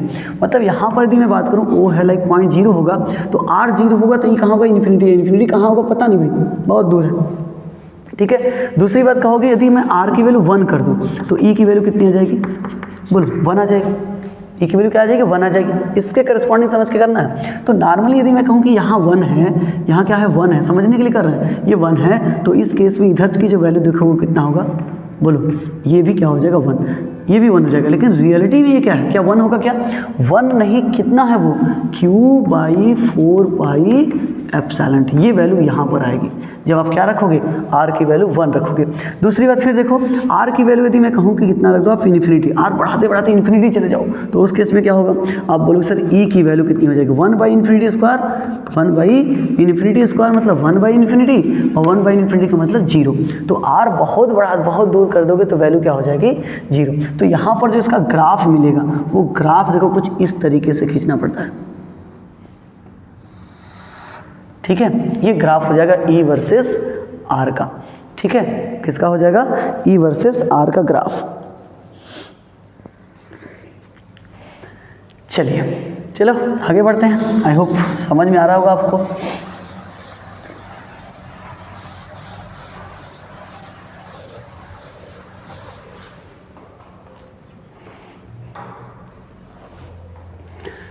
चलो आगे देखते हैं। आगे यदि हम बात करें भाई, किसकी बात करेंगे हम लोग,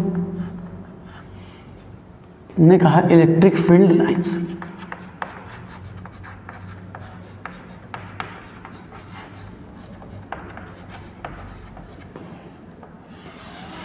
इसकी कुछ बातें इधर कर लेते हैं, कुछ और भी पढ़नी होंगी और भी डीप में तो उसको देखेंगे।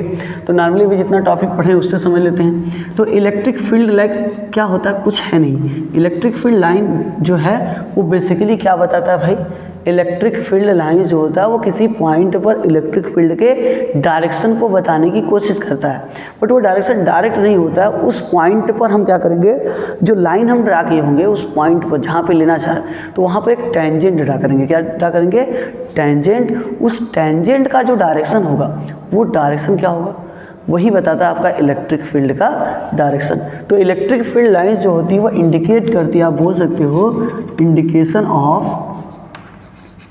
Indication of direction of electric field, indication of direction of electric field. ये इलेक्ट्रिक फील्ड का डायरेक्शन बताता है, ठीक है, क्लियर है बात। चलो तो प्लस चार्ज है तो इस केस में क्या होगा, देखो प्लस चार्ज है तो नॉर्मली यहाँ पर हमने Q0 लिया था तो इस पर फोर्स कैसे लगेगा, परपेंडिकुलर बाहर की तरफ। यहाँ भी ले लेंगे तो इधर बाहर की तरफ लगेगा। तो बेसिकली क्या होता है कि प्लस चार्ज जो ले रहे हो उसकी वजह से जो इलेक्ट्रिक फील्ड लाइन आती हैं वो कुछ इस तरीके से आती है। तो ये सब आप नॉर्मली याद रखेंगे, एज ए रिविजन पर्पज से चल रहा है तो इसको कुछ इस तरीके से याद रखना है, ठीक है। दूसरी बात यदि मैं कहूँ कि निगेटिव है तो निगेटिव चार्ज होगा तो सोच के देखो क्या होगा। अब यदि मैं Q0 यहाँ रख के चेक भी करता हूँ तो निगेटिव चार्ज को क्या करेगा भाई, ये निगेटिव चार्ज क्या करेगा, अट्रैक्ट करेगा। तो अब इलेक्ट्रिक फील्ड का डायरेक्शन किधर हो जाएगा, इस डायरेक्शन में। तो मतलब इनवर्ड हो जाएगा, किधर, निगेटिव चार्ज होगा तो इनवर्ड डायरेक्शन में हो जाएगा, ठीक है। ये हो गई कुछ इसकी बात। जब ये कैसा होगा, निगेटिव चार्ज होगा तब, ठीक है। चलो यदि दोनों प्रेजेंस है सर, साथ में ही दोनों प्रेजेंस हैं तो क्या होगा, यदि मैं कहूँ कि मेरे पास कैसा चार्ज, पॉजिटिव चार्ज भी प्रेजेंट है और निगेटिव चार्ज भी प्रेजेंट है, तो उस केस में क्या होता है कि ये इलेक्ट्रिक फील्ड लाइंस पॉजिटिव से निकल के कहाँ चली जाती हैं, निगेटिव पे। पॉजिटिव से निकल के कहाँ चले जाएंगे, निगेटिव पे। ये कुछ इस तरीके से आपसे ये पूछता है, कभी कभी डाइपोल भी पूछ लेता है कि डाइपोल, तो ऐसे देख के इसको जो बताना तो ये इसको बोलना। इसका जो शेप होता है वो देखने में 2D फिगर में समझ नहीं आता, लेकिन इसका जो शेप होता है भाई वो सिलेंड्रिकल होता है। कैसा होता है, सिलेंड्रिकल, ठीक है। बट डाइपोल यदि बोल दिया जाए, अभी डाइपोल के बारे में समझाएंगे, ठीक है। निगेटिव पॉजिटिव चार्ज अभी याद रखिए। उसके बाद वाला टॉपिक अपना वही है, ये कुछ इस तरीके से हो जाएगा। तो पॉजिटिव से अगर निकल रही हैं, आपको पता है निगेटिव से, तो ये अकेले होंगे तब ऐसा दिखेगा। लेकिन यदि पॉजिटिव निगेटिव साथ में दिख रहे हैं तो कुछ इस तरीके से होगा। निगेटिव पॉजिटिव साथ में दिखने लगे या पॉजिटिव पॉजिटिव साथ में दिखने लगे तो भाई तब ये दोनों एक दूसरे को से दूर भागना चाहते हैं, तो ये कुछ इस तरीके से शो करने लगेंगे।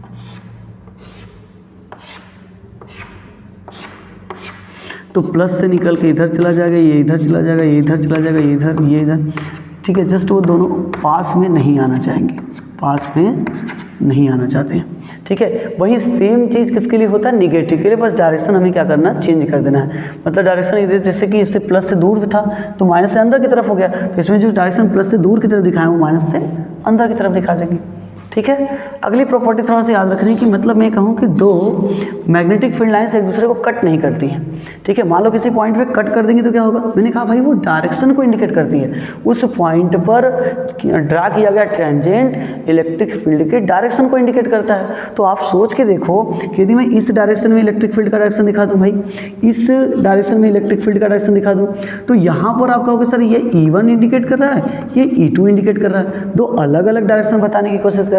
भाई अलग अलग डायरेक्शन कैसे पॉसिबल है, एक पॉइंट पर एक ही डायरेक्शन पॉसिबल है। इसलिए यहाँ पर जब दो लाइन्स एक दूसरे को कट करती हैं तो दो डायरेक्शन इंडिकेट कर रही हैं, इसलिए हम बोलते हैं कि ये पॉसिबल ही नहीं है कि कोई दो magnetic field lines, electric field lines एक दूसरे को किसी पॉइंट पे भी क्या करें, इंटरसेक्ट या टच करें, ठीक है।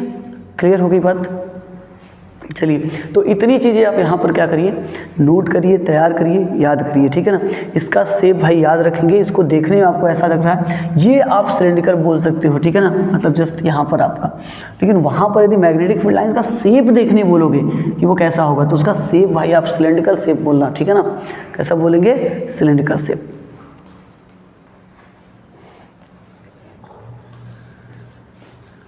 चलिए आगे बढ़ते हैं। यदि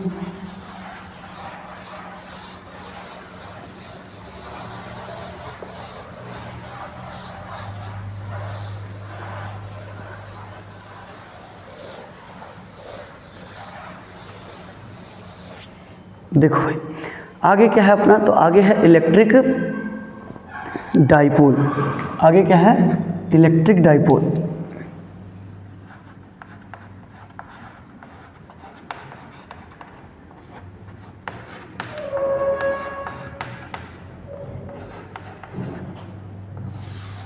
अब इलेक्ट्रिक डाइपोल क्या होता है, देखो इलेक्ट्रिक डाइपोल यदि समझना है तो नॉर्मली ये चीज़ समझने की कोशिश करेंगे हम लोग कि यहाँ पर दो चार्ज होते हैं। क्या होते हैं, दो चार्ज, और उनकी जो नेचर होती है वो कैसे होती है, डिफरेंट। अमाउंट कैसा होता है या क्वांटिटी कैसी होती है या मैग्नीट्यूड कैसा होता है, सेम, ठीक है। तो हम बोलेंगे पहले तो आपको समझना है भाई कि टू चार्ज हो अपने पास, टू चार्जेज, ठीक है ना, हैविंग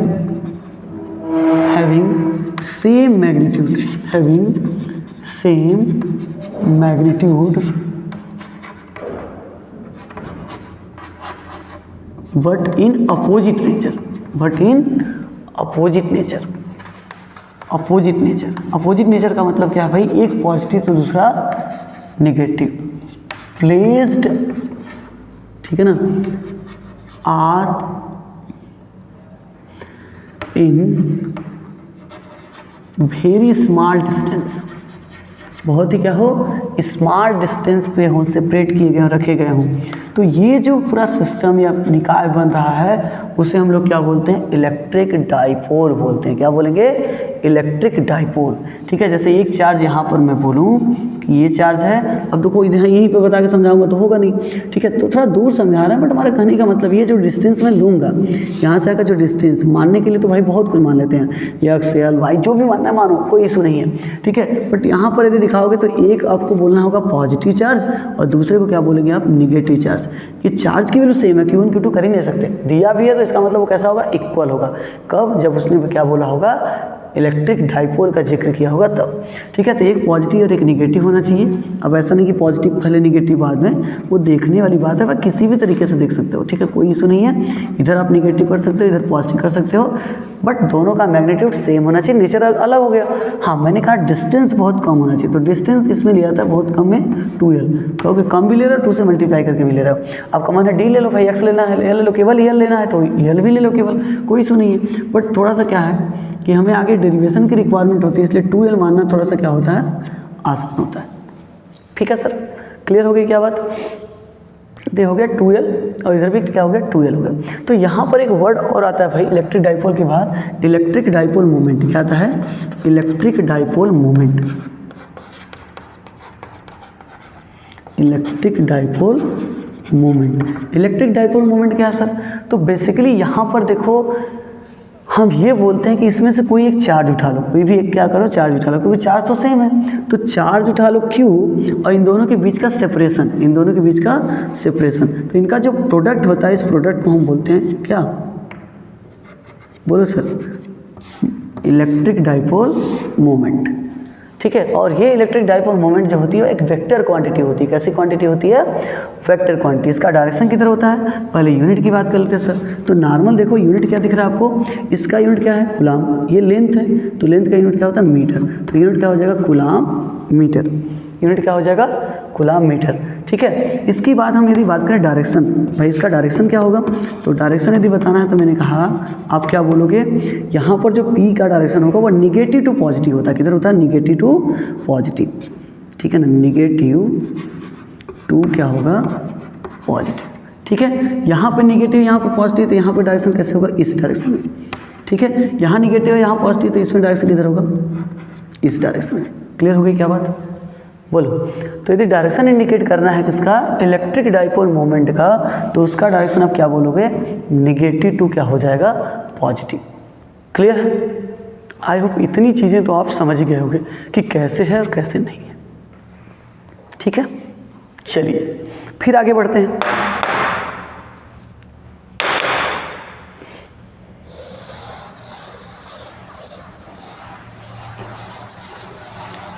अब थोड़ा सा हम लोग क्या करेंगे, अपनी स्पीड को मेंटेन करते हुए आगे बढ़ेंगे।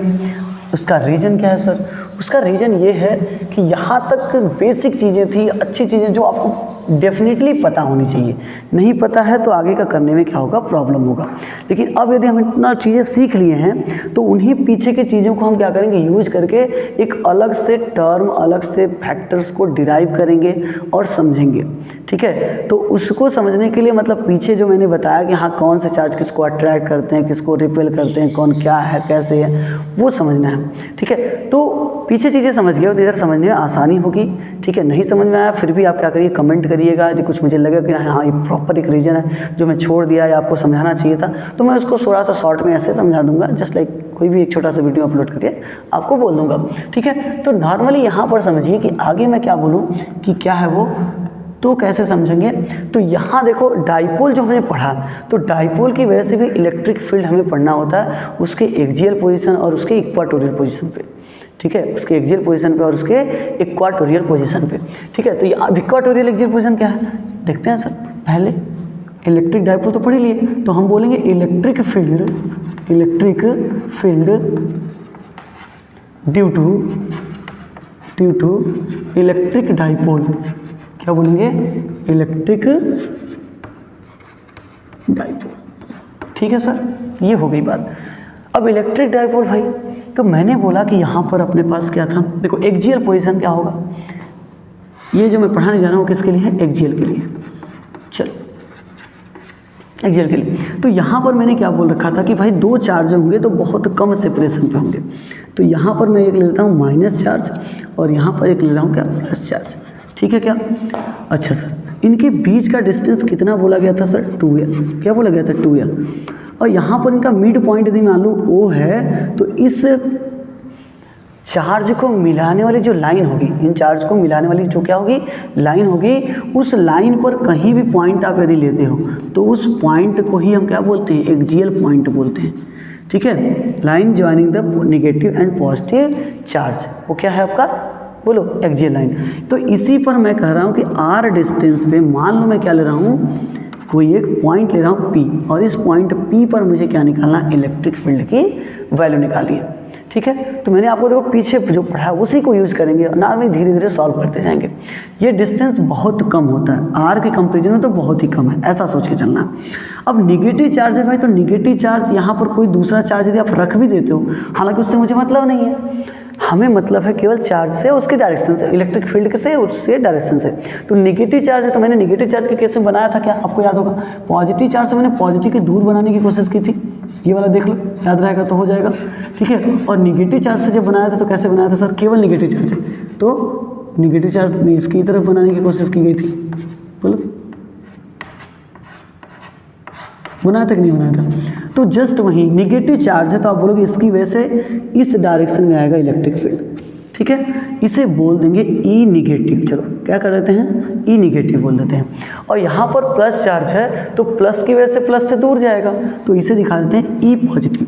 अब देखो इतना करते समय मैंने एक दिमाग लगाया क्या कि मैंने ई प्लस वाला जो वेक्टर का साइज है उसको बड़ा कर दिया हूँ, और ई माइनस वाले वेक्टर का साइज क्या कर दिया, छोटा कर दिया। अब ये कैसे समझ पाए इसको, ये निगेटिव चार्ज है, पॉजिटिव चार्ज, भाई निगेटिव चार्ज का डिस्टेंस पॉजिटिव चार्ज के करस्पॉन्डिंग डिस्टेंस देखा तो ज़्यादा है, तो इसकी वजह से जो इलेक्ट्रिक फील्ड का मैग्नीट्यूड मिलेगा कम मिलेगा, रीजन क्योंकि इस पे मैग्नीट्यूड तो सेम है ना भाई। फार्मूला हमने क्या पढ़ा था, पता है आपको, E इज इक्वल टू क्या पढ़ा था, 1/4 pi epsilon naught Q by R square. तो भाई ये तो दोनों के लिए कांस्टेंट है, चेंज क्या और आर स्क्वायर। तो मैंने कहा था आर बढ़ेगा तो वैल्यू घटेगी, और आर घटेगा तो वैल्यू बढ़ेगी। तो आर इसके लिए तो क्या दिख रहा है, ज़्यादा दिख रहा है, इसके लिए क्या दिख रहा है, कम दिख रहा है। ये भाई इतना ही है, लेकिन इसके लिए ज़्यादा दिख रहा है, तो इसके लिए वैल्यू क्या आएगी, कम, इसके लिए क्या आएगी, ज़्यादा। तो इसलिए E प्लस ज़्यादा दिखा दिया और ये निगेटिव, दोनों अपोजिट था। तो मैंने क्या बोला, सही क्या बोलता बताओ, बड़े में से छोटे को सब्ट्रैक्ट कर दो भाई, सोचना ही नहीं है। और डायरेक्शन क्या लेंगे, बड़े वाले का, डायरेक्शन किसका लेंगे, बड़े वाले का, ठीक है। तो पहले E1 और E2 लिखना चाहो तो लिख सकते हो कि इलेक्ट्रिक फील्ड, मैं E और F लिख दे रहा हूँ, electric field at point P due to negative charge, तो भाई वो कितना हो जाएगा। तो आप बोलो सर E माइनस लिख देता हूँ 1/4 pi epsilon. Sign negative sign positive sign लगाने की जरूरत नहीं है भाई, बस यहाँ सिंबलाइज कर रहे हैं, वो बहुत बड़ी बात है, मैं तो वो भी नहीं करता। 1/4 पाई एप्सिलॉन Q बाई कितना हो जाएगा यहाँ पर R, सॉरी R नहीं, अब यहाँ से डिस्टेंस देखो ना, ये डिस्टेंस तो R है भाई, मैंने तो इसको लिया ही नहीं, तो ये डिस्टेंस छोटा छोटा वाला कितना हो जाएगा भाई, 2L है, तो हाफ वाला कितना हो जाएगा, L और L।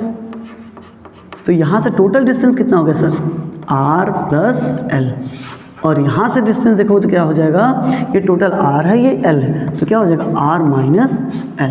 तो E निगेटिव के लिए जो आएगा वैल्यू कितना हो जाएगा, बोलो R माइनस L का होल स्क्वायर। इसे कर देंगे क्वेश्चन फर्स्ट। अच्छा फिर वही बात है, electric field at point P due to क्या हो जाएगा, ड्यू टू पॉजिटिव चार्ज।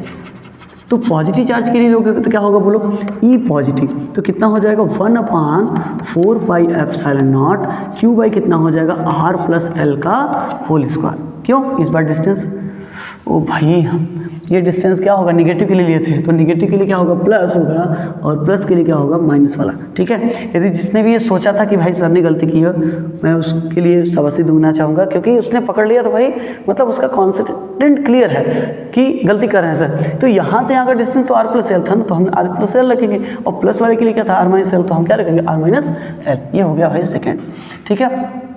अब total electric field at point P, तो डायरेक्ट भाई निकालो, कुछ मत सोचो। E इज इक्वल टू क्या लिखोगे, तो मैंने कहा जो ज़्यादा है E प्लस वाला ज़्यादा आएगा, और E माइनस वाला कम, तो E प्लस वाले में से E माइनस क्या कर दो, सब्ट्रैक्ट कर दो। तो E इज इक्वल टू कितना हो जाएगा, E प्लस कितना है बोलो, तो आप बोलो sir 1/4 pi epsilon naught Q by कितना था भाई, R माइनस L का होल स्क्वायर, फिर माइनस हो जाएगा 1/4 pi epsilon naught Q by कितना हो जाएगा, R प्लस L का होल स्क्वायर। क्या करना था भाई, कामन ले लो, कुछ चीज़ें कामन दिख रही है, कामन ले लो। Q/4 पाई एप्सिलॉन नॉट कामन दिख रहा है, तो क्या बचेगा 1/R माइनस L का हो जाएगा होल स्क्वायर, माइनस हो जाएगा नीचे 1/R प्लस L का होल स्क्वायर, ठीक है। बोलो भाई, यहाँ तक किसी को डाउट होनी तो नहीं चाहिए भाई। चलो यहाँ पर क्या करेंगे, इसको लिख सकते हैं वो क्यू अपान 4πε0, ठीक है। तो यहाँ एलसीएम लोगे, देखो r माइनस एल का होल स्क्वायर, इधर हो जाएगा r प्लस एल का होल स्क्वायर, क्रॉस मल्टीप्लाई करोगे तो r प्लस एल का होल स्क्वायर माइनस हो जाएगा r माइनस एल का होल स्क्वायर।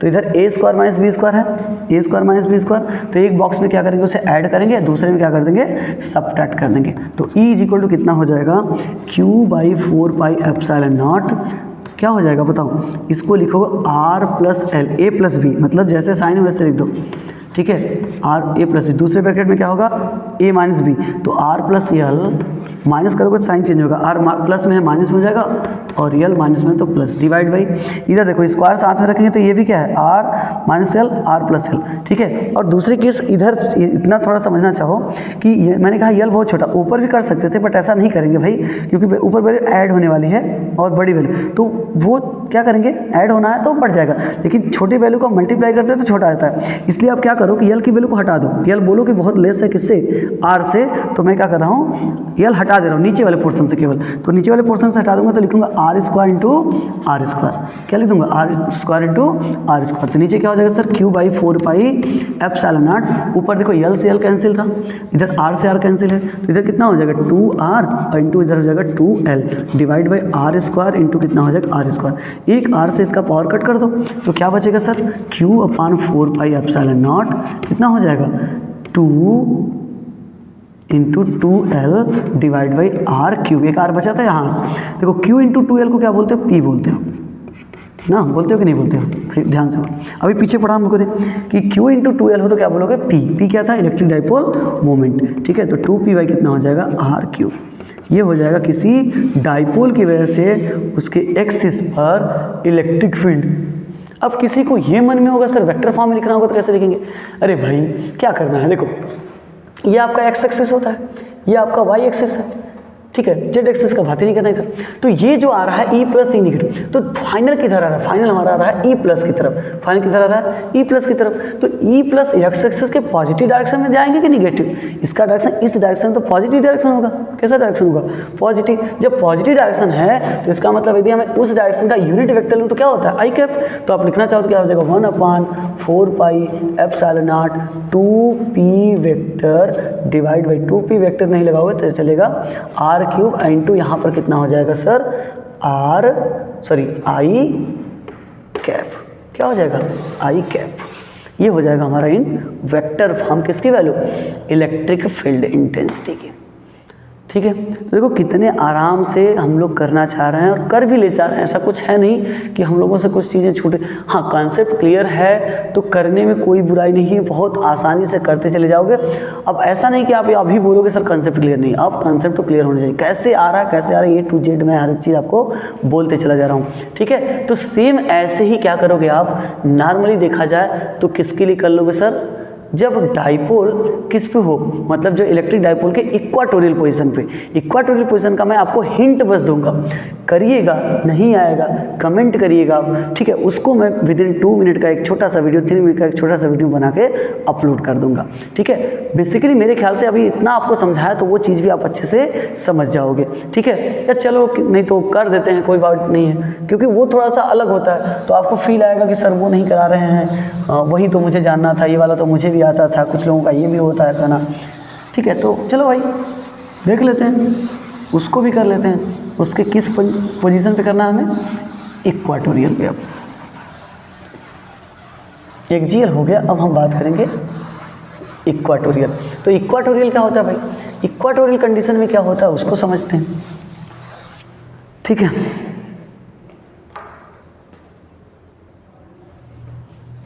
देखिए इक्वाटोरियल कंडीशन की बात करेंगे तो नॉर्मली यहाँ पर हम क्या करेंगे, वो पॉइंट पे एक परपेंडिकुलर डिस्टेंस लेंगे इस बार, ठीक है, इस लाइन के परपेंडिकुलर डिस्टेंस, तो इधर पे कोई पॉइंट यदि है मान लेते कितने डिस्टेंस पे, r डिस्टेंस पे है, इसका अभी भी वैल्यू कितना था 2l, तो इस बार मैं हाफ हाफ लिख दे रहा हूँ, आपको पता ही है al हो जाएगा और ये भी l हो जाएगा। यहाँ से मैं एक लाइन ऐसे ज्वाइन कर दूंगा ये और यहाँ पर ये, ठीक है, जो बताया गया वहीं अप्लाई करना है, वहीं अप्लाई भी करेंगे। माइनस है तो माइनस की ओर आप डायरेक्शन खींचोगे इधर, तो आप बोलोगे सर ई माइनस हो जाएगा, क्या होगा ई माइनस, प्लस है प्लस से दूर की तरफ खींचोगे तो क्या हो जाएगा ई प्लस, ठीक है, चलो भाई इतनी तो हो गई बात। ये यदि L है और ये R है और परपेंडिकुलर था तो पाइथागोरस थ्योरम से ये जो डिस्टेंस आएगा वो कितना हो जाएगा, R square plus L square. Same logic इधर भी लगाओगे तो वही सेम डिस्टेंस आएगा, क्या, R square plus L square. अब इस बार देखो, अभी मैं बहुत कुछ करना है उधर, लेकिन नॉर्मली मैं पहले क्या करूँगा, E प्लस और E माइनस निकाल लेता हूँ। आपको क्या चीज़ समझाना है उसके बेसिस के लिए, ठीक है। तो अभी मैं कहूँ कि चलो क्या लिखोगे, इलेक्ट्रिक फील्ड, क्या लिखो, electric field at point P due to minus Q charge, ठीक है, निगेटिव चार्ज ले सकते हैं। तो क्या हो जाएगा सर, E माइनस लिख दो, क्या होगा E minus 1/4 pi epsilon not Q by distance कितना है सर, डिस्टेंस है root over R square plus L square का क्या हो जाएगा, होल स्क्वायर। तो रूट हट जाएगा क्या सर, हाँ सर हट जाएगा, 1/4 पाई एप्सिलॉन क्यू बाई क्या हो जाएगा, R square plus L square हो जाएगा, R square plus L square. इसे कर दो इक्वेशन फर्स्ट, ठीक है। अब मैं बात करूँ यदि निगेटिव चार्ज की वजह से, तो लिख लिया हमने, पॉजिटिव चार्ज की वजह से लिखेंगे electric field at point P due to क्या, plus Q charge, due to क्या हो जाएगा, प्लस क्यू चार्ज। तो यहाँ से यदि E पॉजिटिव करें तो कितना होगा, 1/4 पाई एप्सिलॉन नॉट क्या हो जाएगा, क्यू बाई, वही सेम वैल्यू है, देखो तो ध्यान से वही है ना, R square plus L square का होल स्क्वायर, डिस्टेंस तो भाई सेम है, तो फिर उठा जाएगा, तो 1/4 पाई एप्सिलॉन नॉट कितना हो गया sir, Q by R square plus L square. ये हो गया इक्वेशन सेकेंड। तो दोनों की वैल्यू एज देखा जाए तो जो E पॉजिटिव है और E निगेटिव है दोनों सेम है, दोनों क्या हैं, सेम है। बट भाई ठीक है, बट क्या है, दोनों का डायरेक्शन सेम नहीं है, दोनों का डायरेक्शन अपोजिट नहीं है, तो हम उनको डायरेक्ट यूज या डायरेक्ट ऐड नहीं कर सकते, ठीक है। तो नॉर्मली या तो हम क्या करेंगे, हम लोग क्या करेंगे, तो हम उन दोनों के बीच लगाएंगे वेक्टर एडिशन ला, ठीक है। क्या लगा देंगे, वेक्टर एडिशन ला, कि इन दोनों का इफेक्टिव जो होगा वो कितना होगा। तो भाई यदि मैं कहूँ कि ये थीटा है, ये क्या है, थीटा है, और ये वैल्यू भी कितनी है, थीटा है, ठीक है। तो अभी मैं यहाँ से एक लाइन ड्रा करूँ, ठीक है, इस तरफ एक लाइन ड्रा कर दूँ, तो नॉर्मल देख के सोचो कि ये एंगल कितना होगा, थीटा होगा, क्यों, करस्पॉन्डिंग एंगल से। ये एंगल कितना है भाई, 2 थीटा, ये एंगल कितना है, 2 थीटा, है कि नहीं है। तो आप बोलोगे सर बिल्कुल है, इसमें कुछ सोचने जैसा, तो ऐसा, सॉरी, ये थीटा है तो ये थीटा होगा, ये थीटा है तो ये थीटा, हाँ। E माइनस और E प्लस के बीच का जो एंगल आएगा वो कितना हो जाएगा, वो कितना हो जाएगा, तो आप बोलोगे 2 थीटा, ये बोल सकते थे कि हम चलो 2 थीटा को यूज करके इन दोनों के बीच हम क्या करें, रिलेशन भी फाइंड करें, तो हो जाएगा, कोई इशू वाली बात नहीं है। तो उन दोनों के बीच का यदि रिजल्टेंट निकालते हो तो देखो, एक तो अपने पास लॉजिकल चीज़ क्या है, हम एकदम पुराना फंडा वो वाला अपना दें, R इक्वल टू कौन सा, A square plus B square plus क्या था 2AB, कितना हो जाएगा, cos 2 theta, sorry cos theta, 2 theta तो अभी इस केस में है, तो 2 थीटा भी है तो लिखने में बुराई नहीं है। चलो इसे समझ लेते हैं पहले, उसके बाद उसे चलेंगे। अब जस्ट मैं बोलूँ कि यदि E प्लस और E माइनस को मैं x मान लूँ, क्या मान लेता हूँ, x मानूँ, या चलो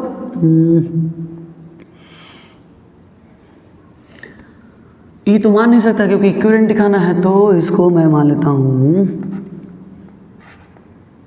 एक्स वाई जेड दिखाना होगा तो प्रॉब्लम होगा, इसलिए चलो क्या मानते हैं, कोई यम वैल्यू मान लेते हैं, कोई स्मॉल यम ऐसे मान लेते हैं कि यम है। तो आर यदि इसके केस में लिखना चाहेंगे तो कितना हो जाएगा, M square plus M square plus कितना हो जाएगा 2 यम इंटू कॉस 2 थीटा। तो देखो कितना हो जाएगा, आप बोलो सर 2m स्क्वायर कितना होगा 2m स्क्वायर, ये भी कितना हो जाएगा 2m स्क्वायर कॉस 2 थीटा। तो क्या बचेगा सर, आप बोलोगे 2m स्क्वायर भी कॉमन है सर, 2m स्क्वायर क्या है, कॉमन है, फिर क्या बचेगा इधर पे 1 प्लस कॉस 2 थीटा, 1 प्लस क्या बचेगा कॉस 2 थीटा। तो इसको आप बाहर निकालेंगे तो यम रूट में यम बाहर निकल जाएगा, अंडर रूट बचेगा √2 बच जाएगा, और कॉस थीटा के लिख सकते हैं 1 प्लस क्या होगा 2 cos square theta minus 1।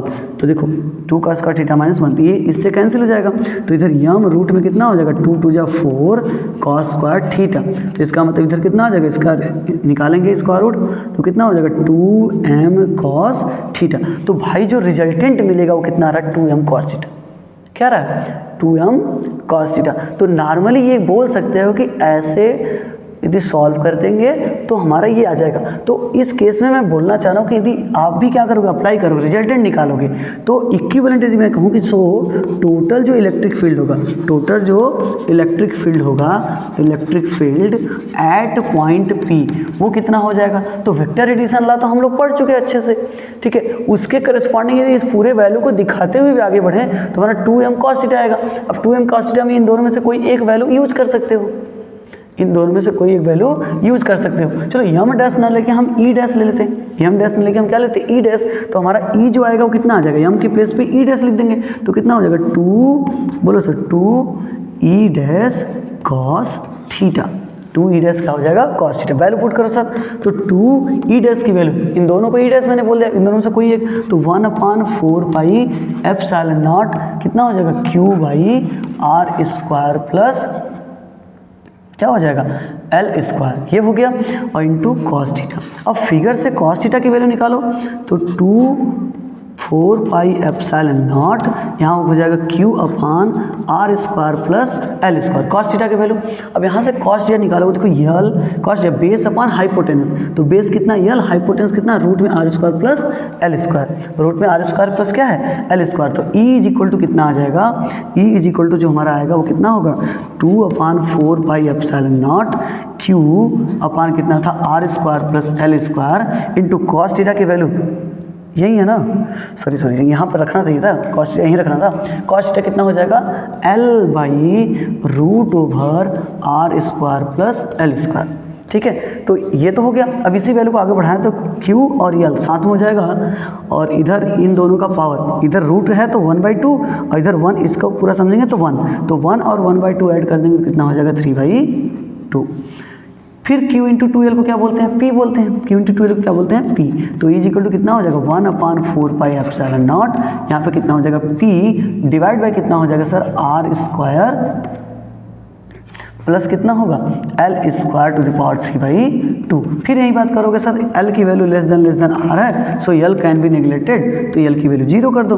L 0 करोगे तो 1/4 पाई एप्सिलॉन नॉट कितना हो जाएगा P/r³, आर स्क्वायर, चलो वैसे कर लेते हैं, आर स्क्वायर की पावर 3/2, तो 2 से 2 कैंसिल, तो E इज इक्वल टू कितना आ जाएगा, E इज इक्वल टू हो जाएगा 1/4 पाई एप्सिलॉन नॉट P/, कितना हो जाएगा r³, P/, कितना हो गया r³, ठीक है। तो इस तरीके से इसको भी हम डिराइव कर लिए बहुत ही आसानी से, इसमें कुछ ऐसा नहीं है कि आपको समझना है, ठीक है। तो नॉर्मली देखो दोनों की वैल्यू, इधर से भी थीटा बना था, इधर से भी थीटा बना था और दोनों वैल्यू सेम है, इसलिए इसका जो डायरेक्शन इफेक्टिव आएगा वो इन दोनों इसी लाइन पे आएगा और ये लाइन इस लाइन के क्या है, पैरेलल है, ठीक है। ये लाइन इस लाइन के पैरेलल है। तो इस केस में मैं ये बोल सकता हूँ कि यदि मुझे वेक्टर फॉर्म लिखना है, कौन सा फॉर्म लिखना है, वेक्टर फॉर्म, तो E vector is equal to 1/4 pi epsilon nought P/r³, P/r³। और ये देखो ये इस साइड है, हमने इस साइड को पिछले वाले में बताया था कि एक्स एक्सिस है तो आई कैप, और इधर निगेटिव एक्स एक्सिस हो जाएगा तो क्या लिखेंगे, माइनस का आई कैप। ये हो जाएगा आपका वेक्टर फॉर्म। इलेक्ट्रिक फील्ड जब इसके इक्वाटोरियल पोजीशन पे निकालेंगे तब। तो ऐसा कुछ नहीं है भाई, बहुत टिपिकल नहीं है, बहुत इजी वे से आप क्या कर सकते हो, सॉल्व कर सकते हो, निकाल सकते हो, कोई प्रॉब्लम वाली बात नहीं होगा। तो आप लिख लो, लिख के समझ लो, देखो कैसे हो रहा है कैसे नहीं, प्रैक्टिस कर लो, ये सब चीज़ें इंपॉर्टेंट है।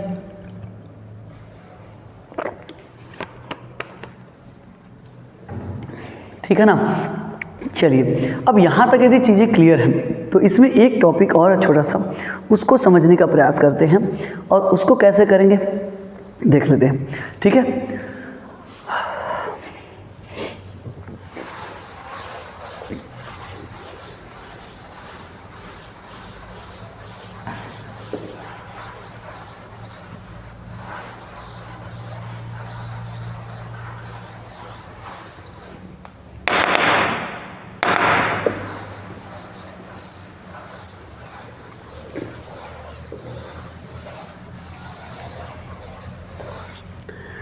तो भाई आगे जो कहानी है वो ऐसी है कि हम लोग बात करेंगे एक नए टर्म की जिसका नाम है इलेक्ट्रिक फ्लक्स। क्या नाम है उसका? Electric flux.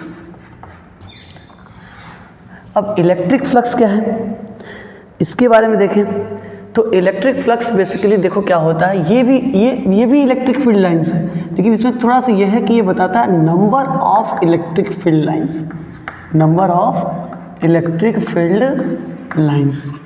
Electric field lines passes through any surface. कोई भी सरफेस है आपके पास, उस सरफेस से जितना number of electric field lines pass करता है उसे हम लोग क्या नाम देते हैं? तो उसे नाम देते हैं इलेक्ट्रिक फील्ड लाइंस। ठीक है, क्लियर है बात? सॉरी इलेक्ट्रिक फील्ड लाइंस नहीं, इलेक्ट्रिक फ्लक्स नाम देंगे। क्या नाम देंगे? Electric flux. ठीक है, तो मान लीजिए जैसे मैं कहूँ कि अपने पास एक ऐसे सरफेस है, कोई नॉर्मली रैंडमली कोई ऐसा सरफेस है, इसमें से मैं कहूँ कि जो इलेक्ट्रिक फ्लक्स है ना कुछ पास करा है ऐसे इलेक्ट्रिक फ्लक्स। ठीक है, number of electric field lines he actual में होती है, नंबर ऑफ क्या है? ये सब इलेक्ट्रिक फील्ड लाइंस है। तो ये जो इलेक्ट्रिक फील्ड लाइंस है उसी को हम बोलते हैं इलेक्ट्रिक फ्लक्स। ठीक है, ये होता कितना है? तो फाई इज इक्वल टू हम बोल सकते हैं यदि किसी सरफेस पे इलेक्ट्रिक फील्ड का डायरेक्शन मैग्नीट्यूड ई वेक्टर है और वहाँ का एरिया वेक्टर कितना है? E dot. तो जो वैल्यू आती है फाई की वो कितनी हो जाती है? E dot A. अब सर ए क्या था? ये है भाई एक एरिया वेक्टर। ये क्या है? Area vector. एरिया वेक्टर क्या होता है? मान लो कि अपने पास एक सरफेस है, मान लो अपने पास क्या है? एक सरफेस। इसका एरिया क्या है? ए। इसका एरिया कितना है? ये जो एरिया दिख रहा है वो पूरा का पूरा एरिया कितना है? ए। ठीक है, अब मैं कह रहा हूँ कि मुझे एक वेक्टर चाहिए। वो एक वेक्टर जो होगा, वेक्टर का लेंथ क्या इंडिकेट करेगा? लेंथ ऑफ वेक्टर जो होगा वो बेसिकली इंडिकेट करेगा क्या भाई? बोलो, मैग्नीट्यूड ऑफ एरिया। क्या इंडिकेट करेगा?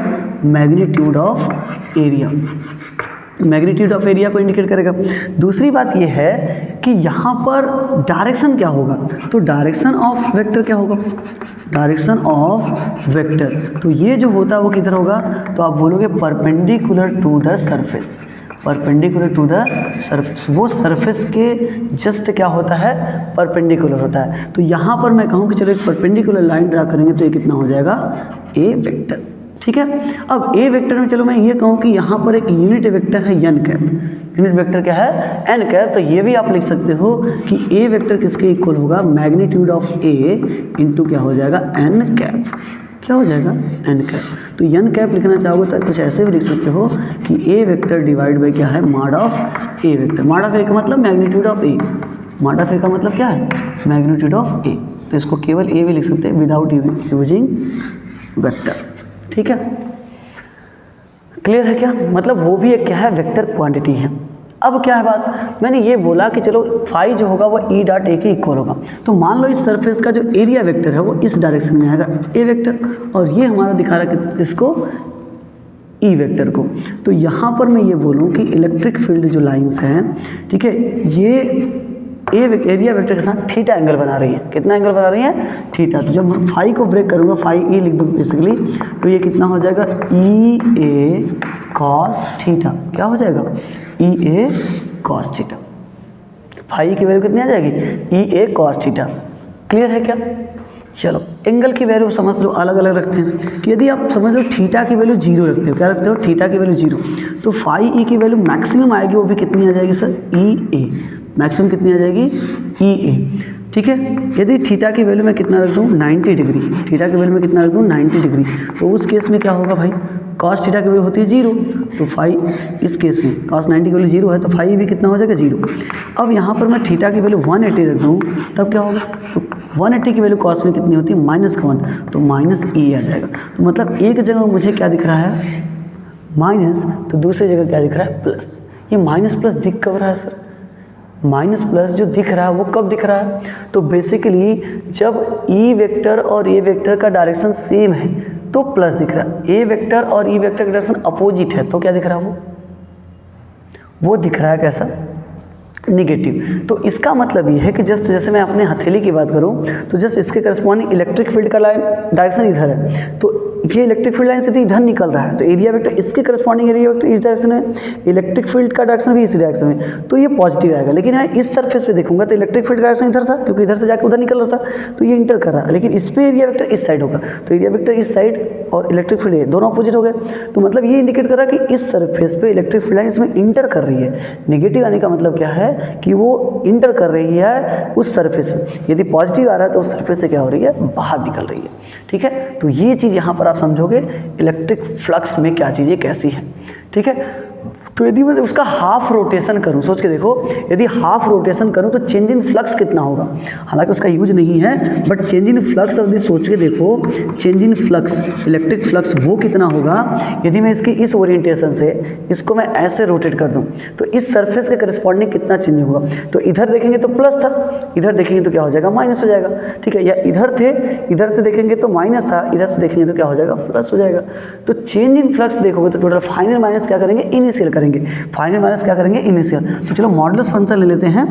ठीक है, फाइनल माइनस इनिशियल, तो उस केस में यहाँ पर मैं बोलूँगा ई ए, फिर माइनस करूँगा माइनस का ई ए, तो चेंज इन फ्लक्स जो आएगा वो कितना हो जाएगा, ई ए प्लस ई ए, और ये हो जाएगा 2E A।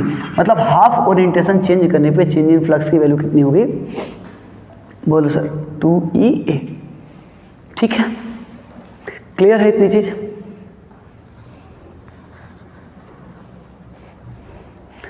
चलो आगे बढ़ते हैं। आगे क्या है,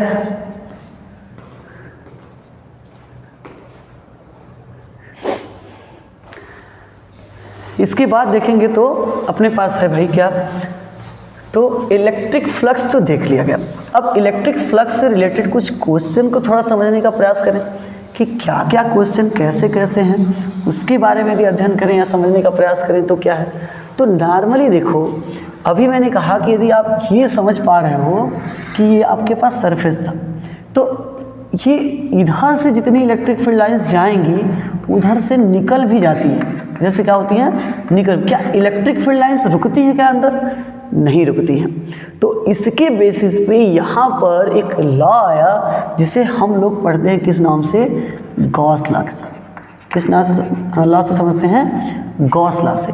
तो भाई गॉस लॉ में क्या सिस्टम था, गॉस लॉ को यदि समझना चाहोगे तो इन्होंने ये बताया था कि यदि हम किसी चार्ज पार्टिकल को क्लोज सरफेस के अंदर रखें, किसी चार्ज पार्टिकल को कहाँ रखें, क्लोज सरफेस के अंदर रख लें। मान लीजिए आपके पास एक सरफेस है, वो क्लोज है पूरा तरफ से क्लोज, और इसके अंदर क्या रखा है, चार्ज रखा हुआ है। इसके अंदर क्या रखा है, चार्ज।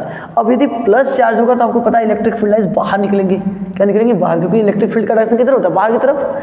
तो फ्लक्स का डायरेक्शन किधर होगा, बाहर, मतलब पॉजिटिव। यदि यहाँ पर नेगेटिव चार्ज होगा तो इलेक्ट्रिक फील्ड का कैसे होगा, इनवर्ड होगा। कैसा होगा, इनवर्ड। तो उस केस में क्या होगा, नेगेटिव आएगा। बट सोचो कि हो तो भाई कोई एक सकता है ओवरऑल, या तो पॉजिटिव या तो नेगेटिव। तो यहाँ पर यदि मैं कहूँ चलो पॉजिटिव चार्ज है तो इलेक्ट्रिक फील्ड क्या होगी, बाहर निकलेंगी। तो उसके करस्पॉन्डिंग इन्होंने कहा कि जो फ्लक्स की वैल्यू है भाई ई डॉट ए से तो निकालते हैं, चलो एक अलग मैटर है। लेकिन यदि मैं ये कहूँ कि चार्ज क्लोज सरफेस के अंदर है तो उस केस में टोटल जो क्या होगा, इलेक्ट्रिक फ्लक्स होगा, वो कितना होगा। तो आप बोलोगे क्यू में हम 1/ε0 से क्या कर देंगे, मल्टीप्लाई कर देंगे, तो हमें क्या मिल जाएगा भाई, इलेक्ट्रिक फील्ड की वैल्यू वो उस इनक्लोज्ड सरफेस से। ठीक है, उस इनक्लोज सरफेस से क्या मिल जाएगा हमें, इलेक्ट्रिक फ्लक्स की वैल्यू। ठीक है, क्लियर है बात। मतलब कि यदि मुझे कुछ सोचना है, मैं ये अभी जो बता रहा था कि चार्ज यदि मैं कहूँ क्या है, चार्ज यदि मैं समझूं इस डायरेक्शन और इस डायरेक्शन में, ये समझने का प्रयास करूं कि यहाँ पर चार्ज रखे हो आप कोई प्लस क्यू, क्या रखे हो, प्लस क्यू चार्ज। तो इससे जितनी भी इलेक्ट्रिक फील्ड लाइंस जाएंगी भाई, जितनी भी इलेक्ट्रिक फील्ड लाइंस जाएंगी, वो जितनी जाएंगी उतनी बाहर भी निकल जाएंगी। तो क्या उस क्लोज सरफेस के अंदर चार्ज है, क्या उस क्लोज सरफेस के अंदर चार्ज है, क्या नहीं। वो चार्ज कहाँ लाई कर रहा है, बाहर। तो इसके करस्पॉन्डिंग इस सरफेस से इनक्लोज यदि टोटल फ्लक्स पूछा जाएगा तो उस फ्लक्स की value phi is equal to Q/ε0 तो होती है, लेकिन चार्ज इनसाइड जो है, चार्ज इनसाइड जो है वो क्या है, जीरो। तो इनसाइड चार्ज जीरो है तो फ्लक्स जो होगा उसके अलॉन्ग वो कितना आएगा सर, जीरो। कितना आ जाएगा, जीरो। क्लियर है। अच्छा, मान लो मैं कहूँ कि मेरे पास एक और क्लोज सर्किट, इसके अंदर मैंने रख दिया इलेक्ट्रिक डाइपोल। क्या रख दिया भाई? इलेक्ट्रिक डाइपोल रख दिया। अब इलेक्ट्रिक डाइपोल रखोगे तो क्या सिस्टम हो जाएगा सर? सोच के देखो, इलेक्ट्रिक डाइपोल रखने से आपको पता है, मैंने पढ़ा एक ऐसा होता है वो जिसपे दोनों पे मैग्नीट्यूड मतलब सेम होता है, नेचर उनका अपोजिट होता है। तो इसका मतलब क्यू इनसाइड यहाँ भी देखेंगे तो कितना हो जाएगा? 0। एडिटिव प्रॉपर्टी ऑफ चार्ज लगाएंगे तो minus Q plus Q add करेंगे 0, मतलब इनसाइड द क्लोज सरफेस क्या हो गया? Electric charge 0। जब इलेक्ट्रिक चार्ज 0 हो गया तो फ्लक्स भी कितना हो जाएगा सर? 0। मतलब ये कि यदि क्लोज सरफेस के अंदर कोई डाइपोल रखा है तो उसकी वजह से जो टोटल इलेक्ट्रिक फ्लक्स आएगा वो कितना हो जाएगा? 0 हो जाएगा। क्लियर? चलो भाई आगे देखते हैं।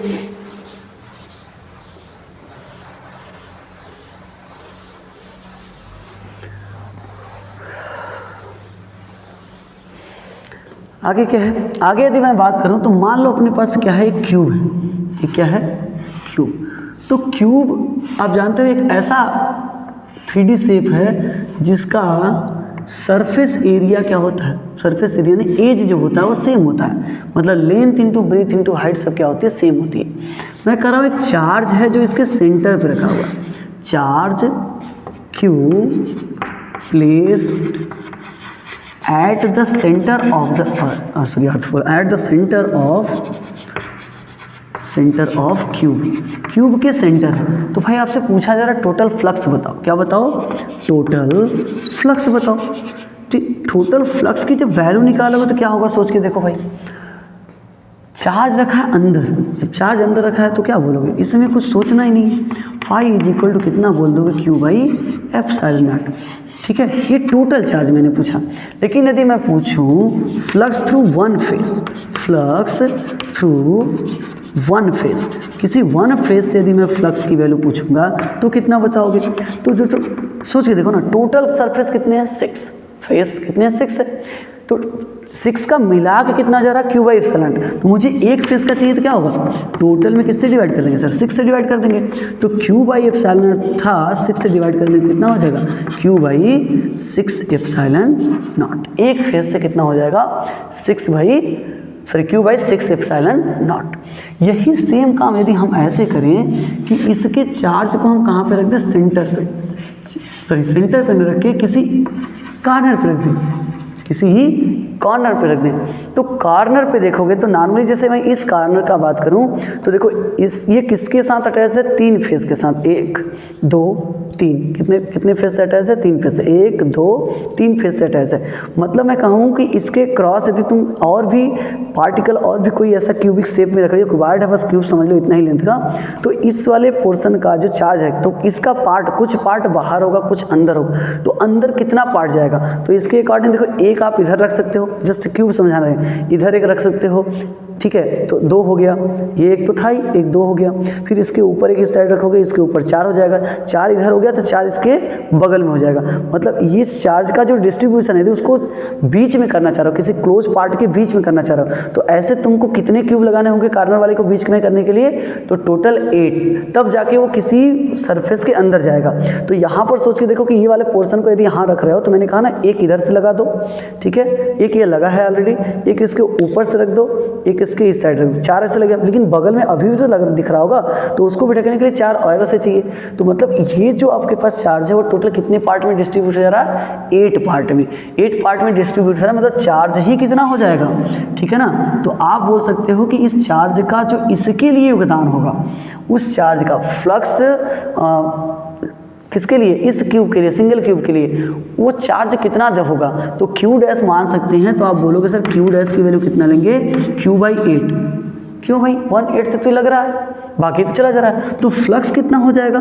फ्लक्स आप बोलोगे sir Q dash by epsilon nought. तो क्या हो जाएगा? Q by 8 divide by epsilon nought. तो क्यू बाई 8 एप्सिलॉन नॉट। मुझे इसी का निकालना था ना भाई, मुझे इसी का निकालना था। तो 8 से जा रहा था, वैसे भी समझ सकते थे टोटल यदि निकालते, वैसे समझते तो टोटल सब निकालते कितना होता? 5 की वैल्यू। तो आप बोलते सर क्यू बाई एप्सिलॉन।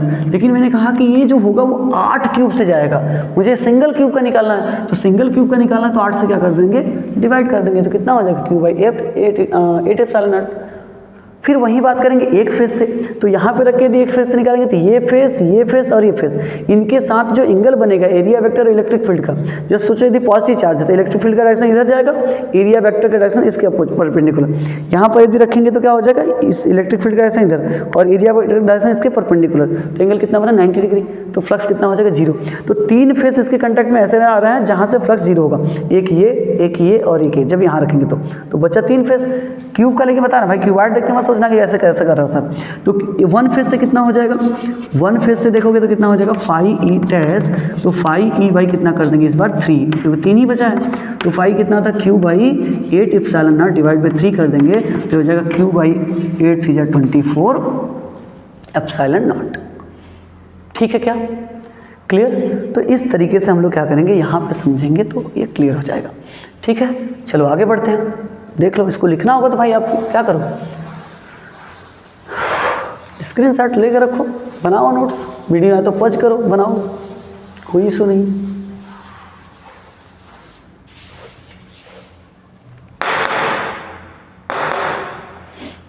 चलो अब कहाँ चलते हैं भाई, आगे क्या देखेंगे हम लोग। तो गॉस लॉ का भाई बड़ा योगदान है, ठीक है ना। गॉस लॉ का क्या है, बहुत ही बड़ा योगदान है, उसका हम यूज करके बेसिकली क्या करेंगे, अलग अलग जो चार्ज स्टोर होते हैं किसी पार्टिकल पर, उनकी वजह से जो इलेक्ट्रिक फील्ड डेवलप होता है, उस इलेक्ट्रिक फ्लक्स को हम क्या कर सकते हैं, फाइंड आउट कर सकते हैं। ठीक है, तो यहाँ पर हम आपको 3 टाइप के चार्ज का डिस्ट्रीब्यूशन बता रहे हैं, उसको समझ लीजिए। ठीक है ना, चार्ज का क्या, डिस्ट्रीब्यूशन ऑफ चार्जेस बोल सकते हो। तो इसमें क्या होता है, 3 टाइप का होता है। एक तो हम बोलेंगे लीनियर, क्या बोलेंगे, लीनियर। दूसरा हम बोलेंगे क्या, सरफेस। और जो तीसरा होगा उसे हम क्या बोलेंगे भाई, वैल्यूम। क्या बोलेंगे, वैल्यूम। मतलब कोई स्ट्रेट वायर की बात करेंगे यहाँ पर, स्ट्रेट वायर मतलब जिसका लेंथ हो, ब्रीथ या थिकनेस नेगलेक्ट कर सको, ऐसे बात करो। सरफेस का मतलब प्लेट ले सकते हो, प्लेन शीट ले सकते हो, ठीक है, ऐसा बोल सकते हो। और यहाँ पर आप स्फेरिकल ले सकते हो, क्यूबिकल ले सकते हो, ठीक है ना। ये आपके जो फेसेस आएंगे वो 3D हो जाएंगे, ठीक है ना। मतलब जस्ट ये कह सकते हो 3D होगा, क्या होगा 3D। ये आपका क्या है 2D है, और ये क्या है भाई 1D है, ठीक है। 1 डायमेंशनल, 2 डायमेंशनल, 3 डायमेंशनल, ऐसे करके देखेंगे। तो मान लो मैं चार्ज का डिस्ट्रीब्यूशन कर रहा हूँ, तो क्यू चार्ज को मैंने क्या किया, L लेंथ का वायर है, इस पर मैंने क्यू चार्ज का डिस्ट्रीब्यूशन किया। तो यूनिट लेंथ पे जो चार्ज का डिस्ट्रीब्यूशन होता है वो होता है लीनियर चार्ज डेंसिटी। क्या होता है, लीनियर चार्ज डेंसिटी। इसे लेमडा से दिखाते हैं, लेमडा इज इक्वल टू कितना हो जाएगा, Q बाई एल। यूनिट क्या हो जाएगी sir, Q by C by M, मतलब कूलम पर मीटर। सोच के देखो, सरफेस है तो पूरे सरफेस पे डिस्ट्रीब्यूट करेंगे, ठीक है, यूनिफॉर्मली। तो यहाँ पर क्या होगा, मान लो उसका एरिया A था, A पे आपने चार्ज का डिस्ट्रीब्यूशन Q किया, तो 1 मीटर स्क्वायर पे कितना हो जाएगा, बोलो Q बाई A। तो यहाँ पर Q बाई A को हम क्या बोलेंगे, बोलो सरफेस चार्ज डेंसिटी। से सिग्मा से दिखाएंगे, सिग्मा इज इक्वल टू कितना हो जाएगा, Q बाई A। और ऐसे ही वैल्यूम चार्ज डेंसिटी की बात करेंगे, V वैल्यूम में Q का डिस्ट्रीब्यूशन था, तो 1 मीटर क्यूब में कितना हो जाएगा, Q बाई V। कितना हो जाएगा, Q बाई V। तो इस Q बाई V को हम बोलते हैं वैल्यूम चार्ज डेंसिटी। यहाँ हो जाएगा Q by V। Unit sir, यहाँ कूलम पर मीटर स्क्वायर, यहाँ पर बात करेंगे तो कूलम पर मीटर क्यूब, क्योंकि वैल्यूम का जो यूनिट होता है वो कितना होता है, मीटर क्यूब। तो इस तरीके से हम क्या करेंगे, इन सब चीज़ों को समझ के रखेंगे कि डिस्ट्रीब्यूशन किस तरीके से हो रहा है, ठीक है। तो गॉस का यूज करके हम क्या करते हैं, हमने कहा ना एप्लीकेशन ऑफ गॉस यहाँ पर समझना है कि उसकी वजह से हम किस तरीके से क्या देखेंगे, इलेक्ट्रिक फील्ड कैसे फाइंड आउट करेंगे, ठीक है सर। चलिए इतना नोट करिए, फिर आगे बढ़ते हैं और उसको समझने का प्रयास करते हैं। डेरिवेशन समझ लेते हैं, इसके बाद क्या होगा, उसके न्यूमेरिकल कैसे होंगे कैसे नहीं होंगे, उनको हम लोग क्या करेंगे, बोला था ना, उसको डिस्कशन के बाद ट्राई करेंगे, ठीक है। चलिए आगे बढ़ते हैं। तो हम बढ़ेंगे किधर, application of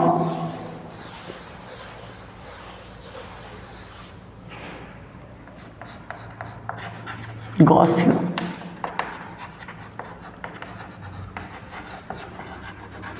application of Gauss theorem, ठीक है। तो इसमें फर्स्ट है electric field due to electric field due to क्या, इनफाइनाइट लॉन्ग स्ट्रेट वायर।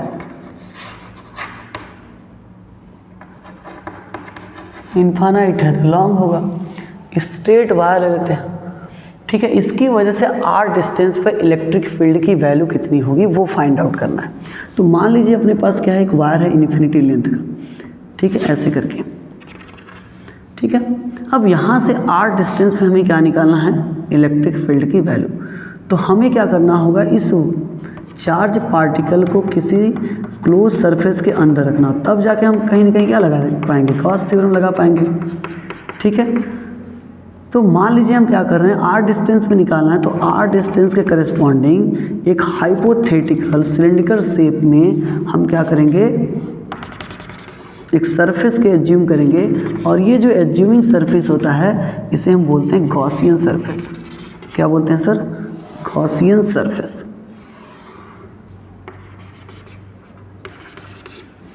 ठीक है सर। और आपको पता सिलेंड्रिकल शेप है तो इसमें टोटल कितने फेस आ जाएंगे, 3, 2 प्लेन सरफेस लाइक ऊपर नीचे का, और एक होता है कर्व सरफेस। सिलेंडर है तो ऐसा ही होता है, ऊपर और नीचे प्लेन और बगल में क्या होगा, कर्व होगा।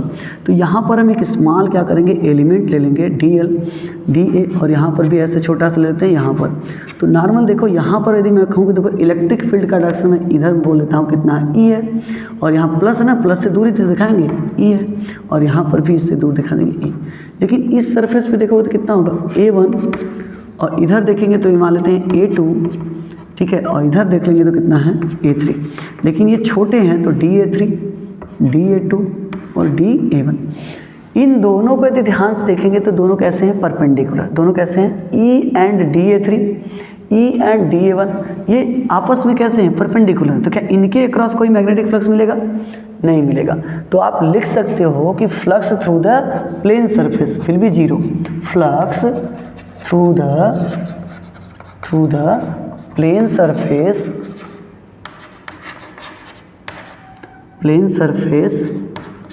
will be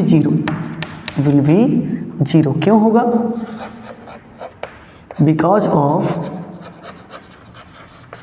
क्या है, E and A perpendicular to each other.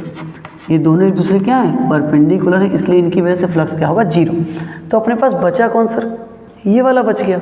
इन दोनों के बीच का एंगल कितना है भाई, 0 डिग्री है। तो इनकी वजह से फ्लक्स कितना मिलेगा, तो flux through the small element of curve surface. इस सरफेस से कितना हो जाएगा, तो हम मान लेते कितना d phi e, कितना है d phi e, तो ये कितना हो जाएगा EDA2, ठीक है सर। इसको यदि मैं ब्रेक करूँ तो दोनों के बीच का एंगल कितना है सर, 0 है, तो DA2 cos 0 की वैल्यू 1, तो d phi is equal to कितना हो जाएगा EDA2। इंटीग्रेट कर दो सर, टोटल फ्लक्स कितना हो जाएगा, तो phi is equal to EDA2। अब कर्व सरफेस एरिया है ना, कर्व सरफेस एरिया है, तो यहाँ पर इसका एरिया निकालोगे तो E इंटू एरिया कितना होगा, सोचो टोटल एरिया। तो ये इसका लेंथ यदि मैं मानूँ L है, इसका लेंथ यदि मानो कितना है, L है, और इसका रेडियस तो मैंने पहले ऑलरेडी दिखाया R है। तो कर्व सरफेस एरिया कितना आता है, 2πRH, लेकिन यहाँ L है तो कितना हो जाएगा 2πRL। 2πRL कितना हो गया, 2πRL हो गया, ठीक है, कोई दिक्कत नहीं। अब हम लोग लगाएंगे क्या, गॉस थ्योरम। क्या लगा देंगे, Gauss theorem, using Gauss theorem.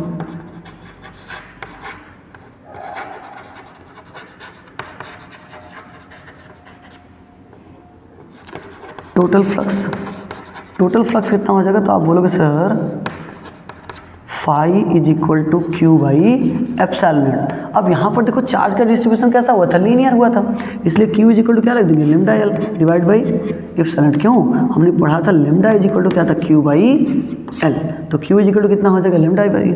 तो ये क्वेश्चन कर देंगे सेकेंड, इसको कर देंगे फर्स्ट। तो आप बोलोगे from equation first and second, from equation first and second we get, करो भाई, तो दोनों को इक्वेट करो तो कितना हो जाएगा, E dot 2 pi R L is equal to lambda L by epsilon nought. तो यल से देखो यल कैंसिल हो जाएगा, ई इज इक्वल टू कितना हो जाएगा 1/2 पाई आर एप्सिलॉन नॉट, और ऊपर बचा है क्या, लेमडा। तो इसको सीक्वेंस में थोड़ा सा लिख दोगे, अच्छे से भी लिख दोगे। चलो इधर छोड़ के इधर आ जाते हैं, तो ई इज इक्वल टू लिख सकते हो 1/2 pi epsilon nought lambda by R, या हम लोग इसको 4 पाई में पढ़ते हैं, तो 4 बनाने के लिए 2 से ऊपर नीचे मल्टीप्लाई कर दो, तो 1/2 pi epsilon nought lambda by R into 2/2, ये 2 2 जा 4 हो जाएगा, 1/4 pi epsilon nought 2 lambda by कितना हो जाएगा आर। अच्छा डायरेक्शन सर आपको पता है प्लस है, तो प्लस से किधर हो जाएगा, दूर। तो इन्फानाइट लॉन्ग स्ट्रेट वायर है, तो उसकी वजह से जो इलेक्ट्रिक फील्ड की वैल्यू आती है वो कैसे आती है भाई, तो 1/4 pi epsilon 2 lambda by R. अब देखो ये वैल्यू फिर कांस्टेंट, ये कांस्टेंट, तो ई जो है वो कैसे है, इनवर्सली प्रोपोर्शनल टू आर, मतलब आर बढ़ाते जाएंगे तो क्या होगा, इलेक्ट्रिक फील्ड की वैल्यू क्या होती जाएगी, घटती जाएगी। ठीक है, देखिए और भी है इसके पार्ट, और भी इसके पार्ट हैं, मुझे नहीं पता कि है, मतलब बेसिकली ऐसा लगे कि नहीं है, हाँ है, अब इसलिए है, मतलब बात सही की है। बट यदि आपको इतनी चीज़ें देखो अच्छे तरीके से आई है तो कमेंट में आप भर भर के लाइक छोड़ो, ठीक है, लाइक तो आपको सेशन को करना ही है। इसके अलावा आपको ये बोलना कि हाँ सर जस्ट जैसा हो रहा है, आपको लग रहा है कि हाँ कहीं मुझे इम्प्रूवमेंट करने की ज़रूरत है सर, इस टॉपिक को थोड़ा सा ऐसे समझाने की ज़रूरत है, या मतलब नहीं समझ में आया तो आप कमेंट करिए। उसके बाद मैं क्या करूँगा, इसको सॉल्व करने की कोशिश करूँगा कि हाँ नेक्स्ट वीडियो में मुझे क्या प्रॉपर चेंजिंग करने की ज़रूरत है, जिससे आपको अच्छे तरीके से समझ आए। ठीक है, तो इतनी वीडियो को आप क्या करिए, तैयार करिए। और हाँ यदि आपको ये तैयार हो जा रहा, लग रहा है कि हाँ इनफ है, वीडियो आपके लिए लाभदायक हो रहा है, नहीं हाँ इससे तैयारी करेंगे तो हो जाएगा, तो आप कमेंट करिए हाँ सर, अपने वीडियो को आप कंटिन्यू करिए। ठीक है, तो इसके बाद हम क्या करेंगे, नेक्स्ट टॉपिक का वीडियो लेके आएंगे। इसमें 2 एप्लीकेशन इसके मैं छोड़ रहा हूँ, ठीक है, वो मैं आप ही छोड़ रहा हूँ क्योंकि इतना मेहनत कर रहा हूँ मैं। बेसिकली यदि आप इस चीज़ को सीख रहे हो, समझ रहे हो, फिर मुझे बोलो कि हाँ सर हो रहा है, तो मैं उन दोनों, इसका जो यहाँ पर गॉस थ्योरम का 2 एप्लीकेशन तो है उसको अलग से कर दूंगा। ठीक है, इसके अलावा फिर क्या करेंगे, नेक्स्ट टॉपिक को आपके सामने रखेंगे। उन दोनों को कराना है कि नहीं कराना, आपको कमेंट में करना, कमेंट करेंगे, देन हम क्या करेंगे, आपके समक्ष उन दोनों एप्लीकेशन को फिर कराएंगे। ठीक है ना, कैसे है कैसे नहीं, ठीक है, देख लीजिए। बाकी एंजॉय करिए, अच्छे से पढ़ाई करिए। ठीक है, कोशिश अपनी टारगेट को मेंटेन रखिए कि नहीं हाँ हमें इतना मार्क्स लाना है, तो किस तरीके की स्ट्रेटेजी अपनानी है, किस तरीके से वर्क करना है, क्या करना है क्या नहीं, तो जस्ट धीरे धीरे मैं इस चीज़ को बताते जाऊँगा, उसको आप फॉलोअप करते जाइए और धमाकेदार रिजल्ट लाइए भाई, फिर लगे कि नहीं हाँ रिजल्ट बना है अपना। ठीक है, चलिए फिर मिलते हैं किसी नेक्स्ट वीडियो में। ठीक है ना, थैंक यू।